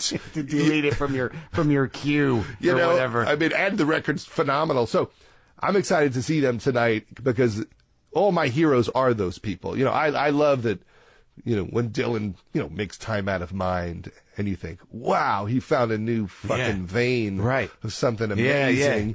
And Warren Zevon's last album, it inspires you for decades when people do this. I don't think most people understand how hard it is to keep creating, keep finding new ideas, new things that engage you. Right. And also with those guys to keep finding a presentation of themselves that honors themselves, but also is provocative. Because they have to reinvent. Like Dylan has got, I don't know how conscious he is of it. The funny thing about Dylan, I've talked about this to other people, is that he put out this last album was all sort of crooning. Yes. And he's been on the road for about 2 decades now, hit or missing with entire evenings of people going, I don't even know what song this is. So it's sort of funny to me that this last album is sort of like a fuck you to anybody who spent money on Dylan tickets in the last 2 decades and couldn't figure out what he was doing. Because clearly he can do it. He can do anything. I saw him and he was playing the organ. I don't know why he wasn't playing the guitar. Because I think he's got arthritis or something. Yeah. And the organ is facing one side of the forum. Yeah. The other side of the forum is looking at his back. Yeah. He didn't set it up where he was facing forward. That's a tough room to do that. He picked I'm going to face. Oh, I see. So the whole side of good seats, not the ones behind the stage, but on the other side. He's not facing forward. He's facing left. Right. Got it. And so everyone on the right is looking at his back. And the whole show you think, okay, halfway through, they rotate the organ. Yeah. No. They don't rotate the organ. Well, that's how you'll see tonight how you two solve that. Because this cage is vertical, but it plays to both sides. But the images of the video are on both sides. But they sort of have to move around. They're very aware. Yes, it's a very articulated shtick they're doing. Big presentation, big show. And they've been doing it forever. I mean, and to keep reinventing the big show. So what are you doing for, well, first let's talk about, like, your involvement with charity now that we've brought it up. Sure. Is it relatively new to you? No, it's actually what I've done from day one, which is... Day one, like HBO special day one? Yeah, I mean, the first job I ever had was for Comic Relief in 1986 while I was in college, and they raised money for the homeless and homeless healthcare around the country. And I just met a lot of great people who cared about charity. In my house, no one ever talked about charity. The word was not spoken. I never saw my parents give a nickel to anybody else. You don't have a tree in Israel? Nothing? No trees, nothing. And not out of anything negative. It just was not even brought up that your life should be about that. Yeah. How can I give to other people? Yeah. It was always, why are we getting fucked? There's no time for giving. Yeah. And so... Where's our charity? Exactly. Yeah. Everyone's ripping us off. And so when I met these people at homeless shelters, and this great guy, Dennis Alba, who taught me a lot about charity, who ran the charity side of Comic Relief, it just woke me up to it. And my job was to produce small benefits around the country. They would do the big HBO show, and then I would call every comedy club in the country and ask them to do a night for Comic Relief. So it's a production job. Yes. And I did it for years and years. Really? And no writing? Just I was just producing benefits. Huh. That's why I love putting shows together. So you were the guy that when we got booked on a Comic Relief thing, thinking maybe one of the Comic Relief people would show up. Exactly. At the comedy club, it's a Comic Relief thing. Maybe Billy or Robin will show up. And no one does. No. It's just me at home alone with no money. It's looking for a name. But we raised, like $1 million that way. Yeah. And you did that for years? For years. I got paid nothing for a couple of years, and I got paid $200 a week for a couple of years. And then it went up to $400 for a couple of years. And so when I started doing stand-up, I had a couple $100 a week doing that. And then if I can make a couple $100 a week driving out to Rancho Cucamonga to do an opening spot at a pizza place, I could make $400 a week and pay my bills. Right. So you're doing these shows at Largo, which are all charities. Yes. But how do you decide, as a person with a ridiculous amount of money, what charities to give to? How do people lobby you? Do you have a personal connection to it? Well, this great man, Dennis Alba, who passed away, he used to send me a list every year of charities that were in a bad situation. And he would say, if you don't... Charities that need a charity. Yeah, literally. He said, if you don't help them, these are charities that could go under. Right. And that's who I would give to for years and years. And a lot of it was like the LA Men's Place, which takes care of mentally ill homeless men. Right. The unsexiest charities in the world. Right. That there's no one advocating for them. Right. And they're small. They might small. just be like a small non-for-profit thing that like to feed people or whatever. And they're local and doing work that most people don't want to do, like really difficult work. And he would give me a list of those places. And then as the years go by, you have friends who are involved in different charities. Seth Rogen is very involved with Alzheimer's charities. Ben Stiller is involved with Haiti and Project ALS. And you just start amassing, people that are doing good work. Right. So at Largo, it's been fun because we've been putting on shows almost every other week. And because they're for charity, it's easy. People will show up. Yeah. And we just give the money away. Every once in a while, we auction something. But over the course of the last 6 months, so many people have been there. We had Fiona Apple and Jackson Brown and Sandler and Sarah Silverman. And it's just... It's so much fun. It's fun to produce shows. I really like producing comedy and music nights. I love calling people up, figuring out how to get Lindsey Buckingham to show up. Oh, and good guitar player. And go, we'll do both Lindsey Buckingham with Whitney Cummings, and just putting together these really Randy Newman. Randy Newman was amazing. Did you ever get screwed by a charity? No, that's good. No, because I don't go for anything fringy. And so then I met Dave Eggers, and Dave Eggers, who I look up to. Because the 627 thing? He's writing. Is that what it's called? 826. Yeah, 826. I didn't have the number right at all. Exactly. You're way off. People could not have donated money based on your recommendation. And he has this charity where he provides free tutoring and literacy services to kids. Yeah. And at first I did it just because I liked Dave Eggers and Yeah. was happy to have a reason to talk to him. Right. Because I find him to be a very inspiring guy. Have you read his books? Love his book. Yeah. And he's funny as hell. He does everything in literature that I like in movies. Right. It's very, it goes deep. It's very human. It's also can be very funny and very vulnerable. So, I've done a few charity events with him. The first one was before Seth Rogen was famous. We did a tribute to Seth Rogen for the charity work he might do one day. And so we gave him an award for all of his charity work, even though he had never done anything. Yeah. And it was really funny. And Dave Grohl performed with Will Ferrell, and it was a really big affair. Where was that? It was, I don't remember, but it was Spaceland. Oh, yeah. In Silver Lake? Yeah, and all these stars came out to pay tribute to Seth, who was completely unknown. Yeah. And it was a parody of benefits. Yeah. And then, and so then I was talking to him about raising money, and I said, I have all these interviews I've done since I was a kid when I would interview comedians in high school for my radio station, and I've done so many over the years with different people. Maybe I could do a few new ones, and we can give all the money to charity. So he says, okay, and so we put a couple together, and we auctioned off the book, and it sold for a lot of money, almost to the point where you go, I should have kept this money.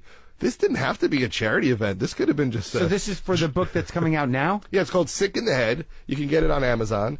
Our discussion is in there, and then I have me and you talking our WTF. It's all in there? Is in there. An edited down version of our WTF. I went through it today. I was going through all the people in it. I didn't get all the way down. Good. But also I have like an interview I did with Steve Allen when I was 15 years old. And we have all those good ones, the old ones that we talked about the first time we talked, huh? Like Harry Anderson. Yeah. Sandra Bernhard from 1984. But then I did Louis and Jon Stewart and Chris Rock and Amy Schumer and Lena Dunham in the last year. And and Colbert and did these great conversations, which are different, I think, than what you do, because I'm still interested in how they do it. So I'm interested in the emotional aspect. Right. Like, how are you doing? But also, how are you doing this show? Yeah. Like the nitty gritty. Yeah. How do you do the Daily Show for that many years and keep the quality high? What did he say? He said a lot of interesting things. What was most fascinating was when the interview ended, I thought, oh, he's about to leave the show. Right. It felt like an exit interview. Really? Because I could tell he, felt like he had put in a lot of time there, spent a lot of time away, from his family, he did what he had to do, and he did it great, and now was the time. Like when you heard like somebody like Stephen Colbert, I met years ago. Like I met him when he was on a sketch show. Like Exit 57, when we shared office space at HBO downtown when I was hosting Short Attention Span Theater. And he's always been a funny guy, and he, before the Colbert Report and all that stuff. So when you first heard that he was going to be replacing Letterman, what was your first thought? I think he's one of those people that is going to do something remarkable in whatever forum you put him in. Yeah. He's just one of those guys. Yeah. And I had noticed that on the show he was doing more and more that seemed to be away from the character. And I had talked to him about it. He was at the first Tonight Show taping. Yeah. And he was saying how much fun he was having just, singing a song. Yeah. And doing things that were slightly outside of the character because he felt like he had really milked that character for a long time. And he has a lot of other things he wants to do. Yeah. So I think it's going to be tremendous. That's what I think too. Like he's like so quick and so, focused and funny and charismatic, but very, he's got a lot of class, that guy. Yes. And like, I think to fill Letterman's shoes, you got to have a lot of class. Well, what's fascinating about Colbert is he has this history where he lost members of his family in a plane crash. Yeah. And he talked about that in the interview, that it makes him just see life differently. He's like, I've already been through the worst thing. If you think of the worst thing you ever can imagine. Was his brother or something, or his sister? I can't remember. Multiple siblings. Yeah. And his father. Right. And he said, what is there to worry about when the worst thing that ever could happen has happened?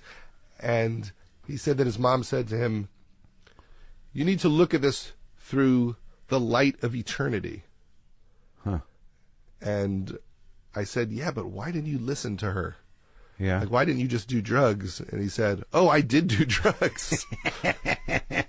But the light of eternity. But he's a very spiritual person and a religious person. What does that mean? What is the Well, that's where I get stuck. And the funny thing in the book is, because I have a lot of problems with existential issues, that when someone says something like that, I just never understand why it works, because he is truly a touched person and a really good guy, and he teaches Sunday school, and he's very sincere and I think trying to do good things in all ways. Yeah. But also fearlessly hilarious, because he has an amazing perspective on life. But Seinfeld was talking about that he used to put a photo from the Hubble telescope of space in the writer's room to feel better. That would calm me when I would start to think that this is important. See, I go the other way with that. That makes me depressed. Most people would say that. Yeah. I've often said this, and people always say it makes me feel insignificant, and I don't find being insignificant depressing. Yeah. I find it uplifting. And he kind of doesn't even understand my point of view, because it's so clear to him. You go with we're meaningless? Meaningless doesn't work for me. I don't want to be meaningless. Yeah, right. I've tried very hard. I've really read everything there is about being cool with meaninglessness and egolessness. Yeah. I have decided I'm not that guy. Against it. I want to. You're against egolessness. I can't get there. You're against the very premise of spiritual living. I do it. I'll meditate. I'll breathe on it. But ultimately, when it's quiet and I'm alone, and I think, in 1,000 years, it's like none of this ever happened, I don't feel good about that. But the other side of that is, when you're dead, you won't know the difference anyways. That never works for me either. Like, I keep looking for something that will work for me. Like, I have a friend who has a great near-death experience story. It's a full, like, walk into the light story. Yeah. And sometimes I'll think about that for a couple of years. Like, well, that guy saw the light, so maybe he's right. And I'll try to calm down when I get scared in the middle of the night and just go, well, he saw the light. But I can't really get an answer. And I know you're supposed to love the mystery, but that doesn't work at all. You're supposed to love the mystery? Yeah, people say, like, embrace the mystery. What is the mystery of just the universe? Like, what the hell are we doing here? I can't think of that shit. Me neither. I can't at all, and that's why I like comedy. Yeah. Because I do like that comedy's just saying, this is so fucked. And also you get to laugh. Yeah. You have to. I don't really know any other escape, and sometimes people or family members will say, why do you work so much? Because the quiet is tough, and the opposite of the quiet of this, the fun of this. Yeah, I'm fine. Yeah. Well, if quiet for me, it's sort of like I get uncomfortable, and then it can happen in minutes. Yes. And then I'm like, I got to eat something. I got to smoke a cigar. I was smoking a cigar, and I'm home. Like, I don't mind being alone. But the quiet, I'll start organizing shit. I mean, you like you'll write a movie. I'll put my records in alphabetical order. That's the difference between our ambition. You could be making so much more money. Sure, if I stop alphabetizing. Exactly. If I stop organizing my refrigerator. That could be like if I had a self-help program. Yeah. It would all be about not alphabetizing. Yeah, don't do it. Hire someone else to do that. Exactly. And it does drive so much of it. But I do think that, we're doing this tour for Trainwreck. And each city, I said, Damien, let's pick a charity in the city, and we'll give all the money away on the tour. And it's hundreds and hundreds of thousands of dollars. And it makes the whole tour just more fun. Yeah. It gives it a purpose.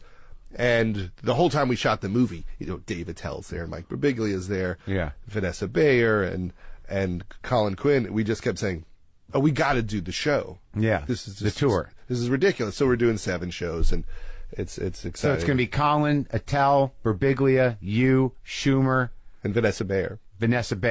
And you can get tickets at Live Nation or CrowdRise.com. And it's going to be so fun. And that's also part of it, is we just want to have fun. Yeah. Yeah, of course you're going to have fun. Yep. You're going to host it. I don't know. I'll be on early. I'll tell you, I won't be on after Attell, that's for sure. And the movie opens when? The movie opens, I believe it's July 17. Yeah. How long is it? 3 hours? It's 97 hours. Yeah. I keep telling people, I've just realized I would like my movies to be my age. I like them to be 47 years, and every year the movie gets a year longer. Well, now they have Periscope. You can do that. You can just turn that on. It's perfect for me. Yeah. All my hoarding, because I've realized that my movies are just hoarding. Yeah. I'm just hoarding life. It's not just newspapers. I'm actually just recording all of it and forcing you to watch it because I can't let go of any of it. But what did we talked about it in the Vulture thing, but no one read that. So what it was, 97 minutes? The new movie, it's I think it's about 2 hours on the button or something like that. And you like it? It's great. Amy really crushed it. She's so funny and works so hard and was willing to go there emotionally in a way most people won't. Because I've worked with other people and we're writing a personal story and they'll just say, nah, this is too deep. I don't want to do this. Yeah. And every time I would say to Amy, are you sure you want to say this? Yeah. She'd be like, oh, yeah. Oh, yeah. Yeah. I mean, never a moment debate of, you think that'd be weird for someone in your family to hear that or anyone in your life? Right. Nope. It's fine. Yeah. And that's why the movie's good. Yeah. She was very courageous and she's insanely funny and loves writing jokes. Yeah. So in addition to writing an emotional story, she loves, if I say, we top that joke? And she goes off in a corner with her sister Kim, who's a great writer, or Kevin Kane, who's the executive producer of her show, who was on set the whole shoot. They're having the greatest time ever. Yeah. Coming up with those toppers. Yeah. Yeah. And then I can take a nap. Yeah. Usually I got to think of those. You like joke writers.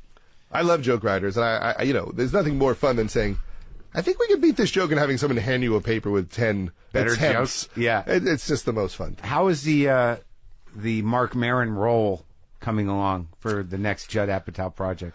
The Marc Maron role is it's percolating. Yeah, it's percolating. But I feel like you keep forgetting my excitement and interest in your appearance on Girls. Yes, that was the first non-Marc Maron part that America was given. Yeah, with the comb over. Yeah, I'm glad you noticed. And now we see what's possible. Sure. That you're also a chameleon. Yeah. Oh, yeah. Yeah.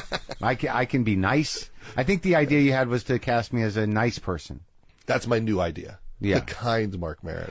I was once cast in a Janine Garofalo, a thing. Remember that thing that was written? Maybe Greg Daniels did it. That got shelved theoretically because of Janine's political stuff. It was a CBS show, I think. It was about a local magazine show.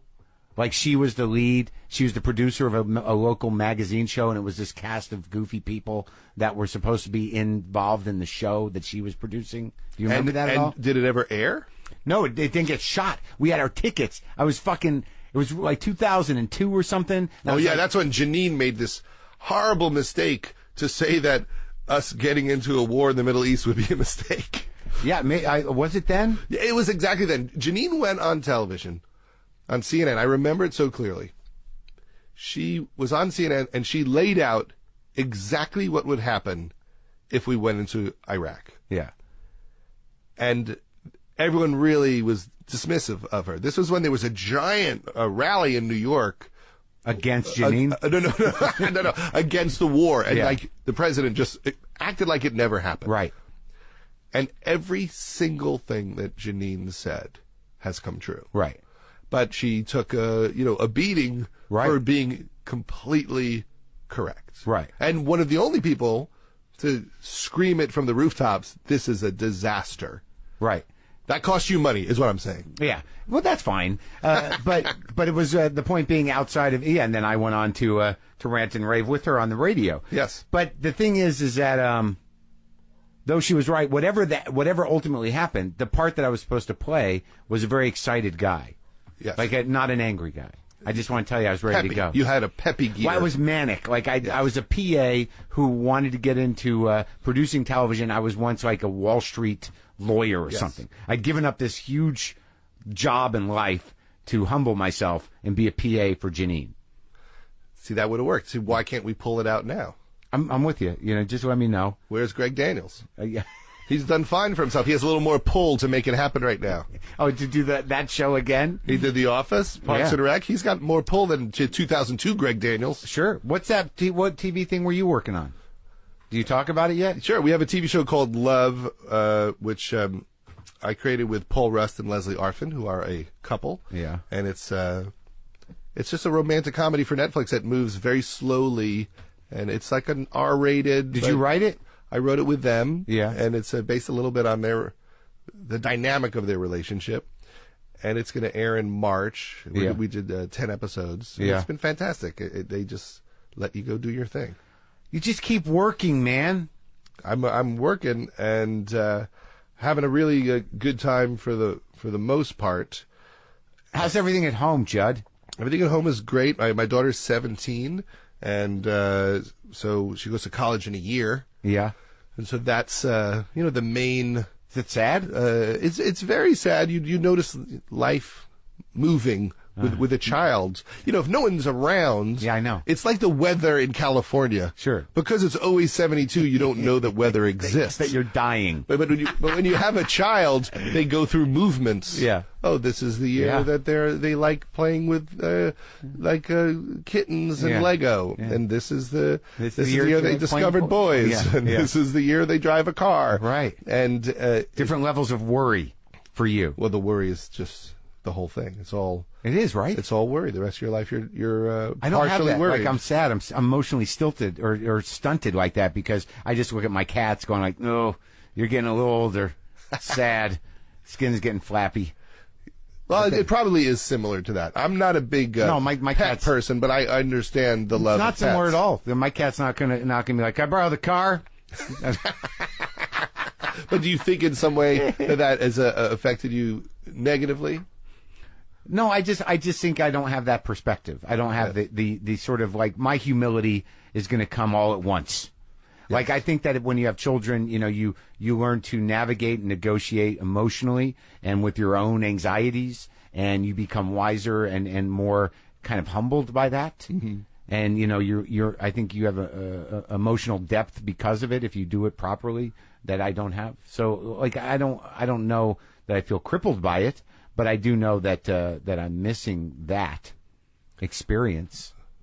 Yes, it's definitely a big experience. I know there's a lot of people who don't have kids and they feel very, very happy about it, and they make a conscious choice to do it, and they say, this is my life, this is how I want to live it, and they are very upset with anyone thinking that they missed out on anything.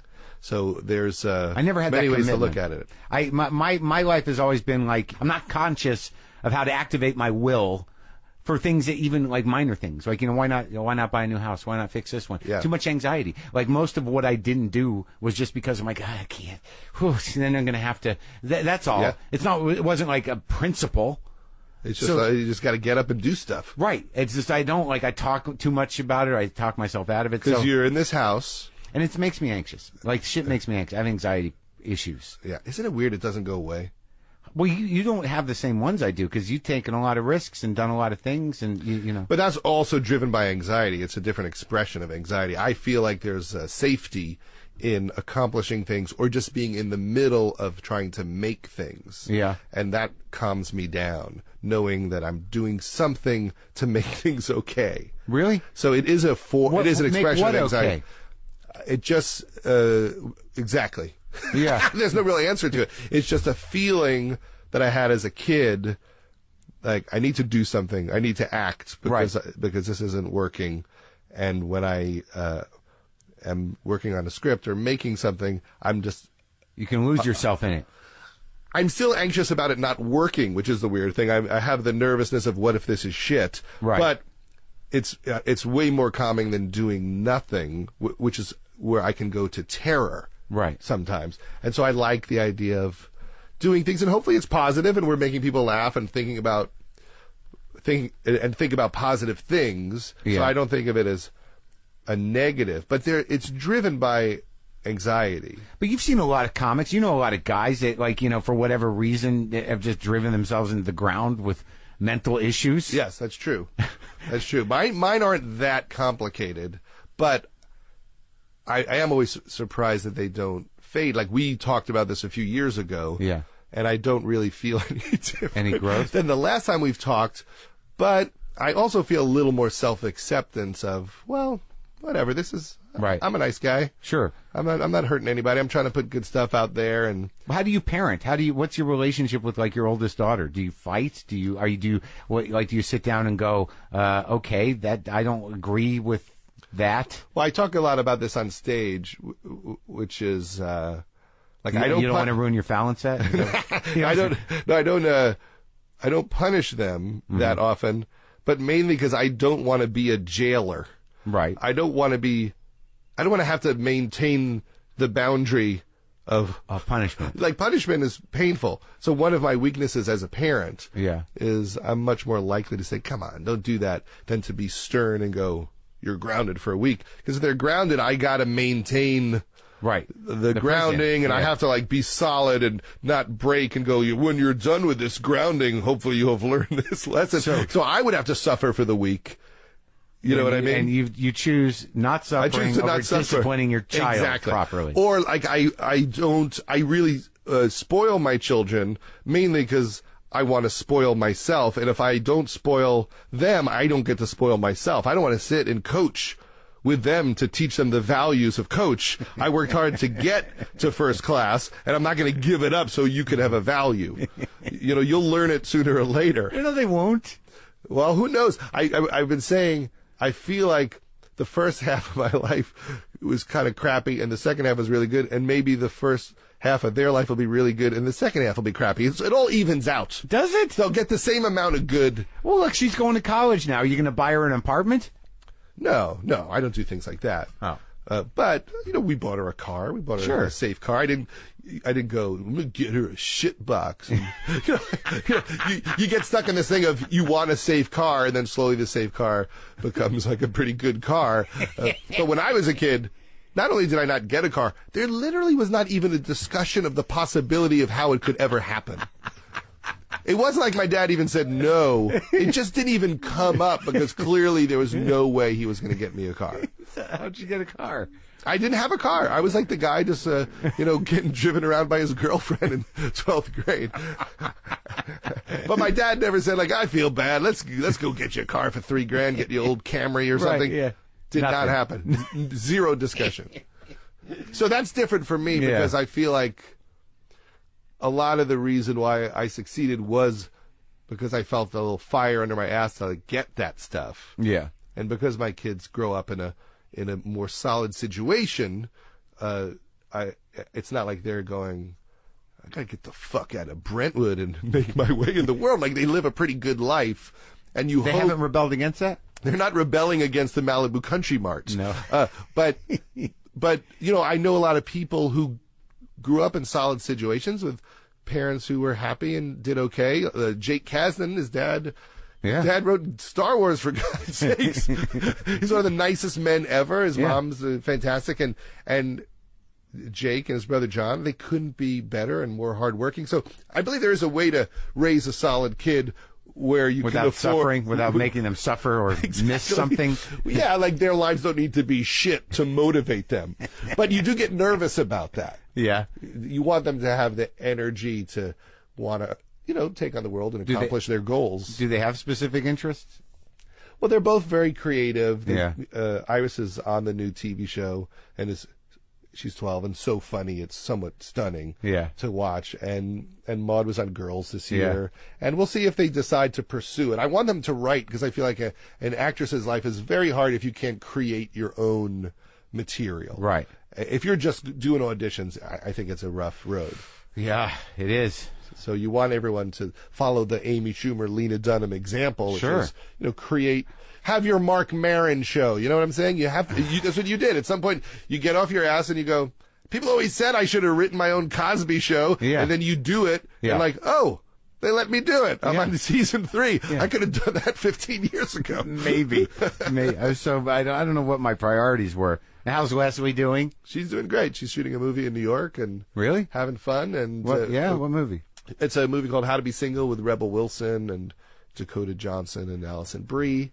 So she's about to finish that up. Are you going to New York? And then I'm going to go to New York. When? For the Trainwreck Comedy Tour. I'm going tomorrow. And what happens then? You promote the Vice show? I'm going to go shoot the first interview for the Vice show. With who? John Cameron Mitchell. Let's talk about John Cameron Mitchell for a minute. Okay. I saw Hedwig with Neil Patrick Harris. And I saw it again with John Cameron Mitchell. And I saw it when he originally did it. And I just think he's one of the great artists of this time. And I think his work is stunning. Did you see the new version of it with him? No, I didn't. I just, I'm coming at it. I just missed it. I saw the movie. He hurt his knee. He blew out his knee doing the show. And the whole show is running around dancing. Yeah. It's like a punk rock show. Yeah. And then he has to do the show where a majority of the show now, he was seated. Yeah. And the show was even better and deeper because of that restriction. That's how interesting and talented he's a pretty amazing actor, and he's a really good director. I watched that Rabbit Hole movie. Jesus fuck. Yeah, that's a rough one when you're a parent. Oh my God. Yeah, I don't know how a parent could watch it. Yeah, no, that's a tough one.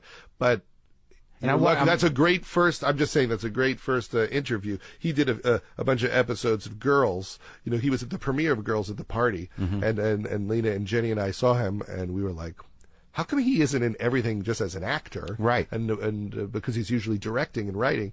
And then he came on and was spectacular, and he beat up Ray because he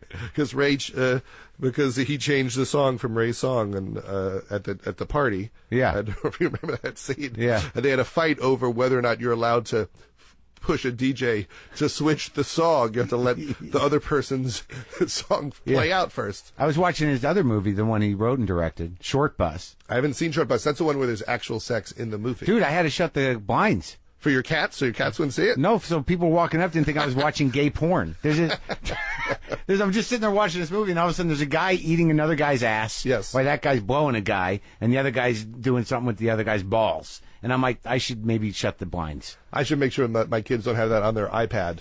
I want to see that. See, now I'm going to watch that tonight. Yeah. You know what's a fantastic movie while we're on it? Jason Segel in the end of the tour. It's a story about David Foster Wallace. Really? And he plays David Foster Wallace. And a guy, David Lipsky, went on the road with him when he was promoting Infinite Jest, and he recorded all their conversations, and they made it into a movie. So it's all based on real conversations? Real conversations, and it's stunning. And Jason Segel is brilliant in it. I think it comes out in the beginning of the summer. Wow. I like to plug the projects of all the Freaks and Geeks people. I haven't seen him in a while. I haven't seen him in a movie in a while. Well, he was in Sex Tape last year, and he's always working. He did the Muppet movie, which he wrote, which is pretty stunning. The guy sat down and said, I wish there was another Muppet movie, and I wish they were a little bit better. He wrote it. I guess him and Nick Stoller, and it is awesome. They have to convince the Muppets to let these outsiders make the Muppets movie. You interviewed Jason at one point, didn't you? I never did. You had Stoller. I had Stoller. Martin Starr's doing good from that crew. That's right. He's funny on that show. Linda Cardellini's in The Avengers. Yeah, and then she was in Mad Men too, right? Mad Men and Bloodline. It's pretty great to see how well everybody's doing. It's almost ridiculous Franco's doing at this his point. thing. Yeah, it's silly now. Yeah. Like at first it was like, wow, the Freaks and Geeks kids are doing kind of good. Yeah. But then 10 years down the line, it's like multiple Oscar nominations and I'm very proud of all of them because they're all really good people. Do you talk to Paul Feig? I do talk to Paul Feig all the time, and I hear his movie Spy is good, riotous, and fantastic. Oh my God! Should I make a movie? Should I write a movie? You should write a movie. It's funny because when you first were talking about doing your show, and I was always encouraging you to direct your show. I did direct one. The one I directed was on last Thursday. It was on 2 days ago. What's the name of it? X-Pod. See, now you're a director. You should, and I directed The Joke. You should watch both of the ones I directed. See, you're not a guy who has directed. Yeah. You're a director. Right. You know how you become a director? Director. Just say you're a director. I'm a director. There you go. Hey, Marc Maron? He's the director, Marc Maron? Have you seen that guy? Yeah, I just bumped into him. Marc Maron, the director. Yeah, he's also a producer. He's producer, Marc Maron. He produces that show. People just keep saying it? How do you become a producer? I'm a producer. I produced. What does it mean? I don't even know what it means. You should watch those 2 episodes. Watch X-Files. It's very raw. I'm going to. I'm proud of you that the show has gone 3 years, and I was laughing the other day because you asked me to be on one of the episodes early on, And I was excited, and then I read the scene, and it was like 3 pages long, and I just looked at it and went, oh, wait, I don't know how to act. Come on. And I got scared, and you had Jeff Garland do it, but it was funny, because that's happened like 2 or 3 times where people have asked me to do something, and then I'm like, oh, wait, this is not my skill set. But you can act. Well, we'll see. We'll see. All I'm saying is, year 4, I may be ready. Okay. All right. I may be ready. All right. Well, it's good talking to you. It was great to be here. And you live. I know everyone jokes about how you live in the boonies, but it's comically in a place that no one would ever go. Like, I don't even know how you found it to even have decided to live here. I don't know if, like, you think this is New Mexico. Like, you actually, this is so far out that you think you're in your hometown. How did you come, though? See, like, I think if you would have come down New York, you'd see the amazing things that were going on down there. Is it because it's bohemian? Is this like Williamsburg? No, it wasn't when I got here. What happened was I was driving around with another guy who was looking for a place to rent, a guy I knew. And he wanted to look in Garvanza, which is over there somewhere. And we're driving around, and I saw this house for sale, and I didn't know how to buy a house, but I had some deal money. And I said to my girlfriend, we were living over by UCB, over there off Franklin. A normal place to live. Yeah. And I said, I found this house. And for a few years, it felt like I was far away, but now it doesn't anymore. How far is the drive from here to the Comedy Store? I can do it in like 25 minutes. Okay, I'm going back to Santa Monica. How do I do it? You're going to go to Santa Monica? Yeah. Well, you just go to the 110 to the 10. 110. Oh, I got to go across the 10. I can't go across the valley. That doesn't work? You can go the back way if you want. Like go 134 to yeah, you can do that. I don't know why you would do that. Like and then go over on the 405? Yeah. Yeah, you can do that. But that's a bad way to go. There's some traffic on the 10 on the way in. Oh, there was? Well, what part are you going home?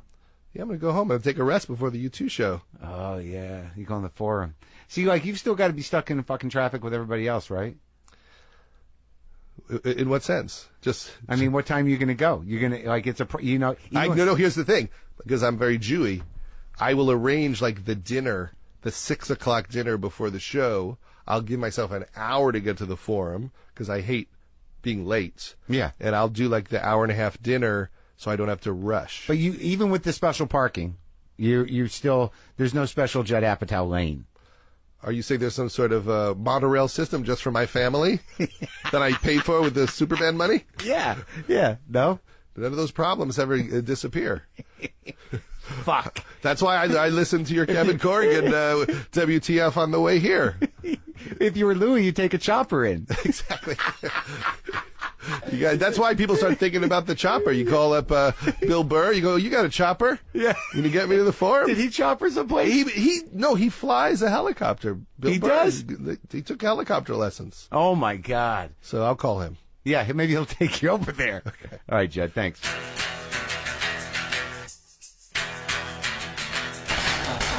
That's it. I hope I make it home today so I can interview the President of the United States of America, Barack Obama, tomorrow. And by the way, that was Judd Apatow. Lovely conversation. We had fun, informative, good guy, good-hearted guy. I enjoy his company. Don't forget, HBO has a new comedy series called The Brink, starring Jack Black and Tim Robbins. It's an epic dark comedy about a geopolitical crisis and 3 desperate men who must pull through chaos to prevent World War III. The Brink premieres on Sunday, June 21st at 10:30 p.m. on HBO. Or watch it on HBO Now. All right, so next time I talk to you, next time you hear from me in bulk, will be a conversation with the President of the United States, if everything goes as planned. I keep qualifying it like that because I can't believe it's going to happen. Oh, okay. Last day of vacation. Boomer lives!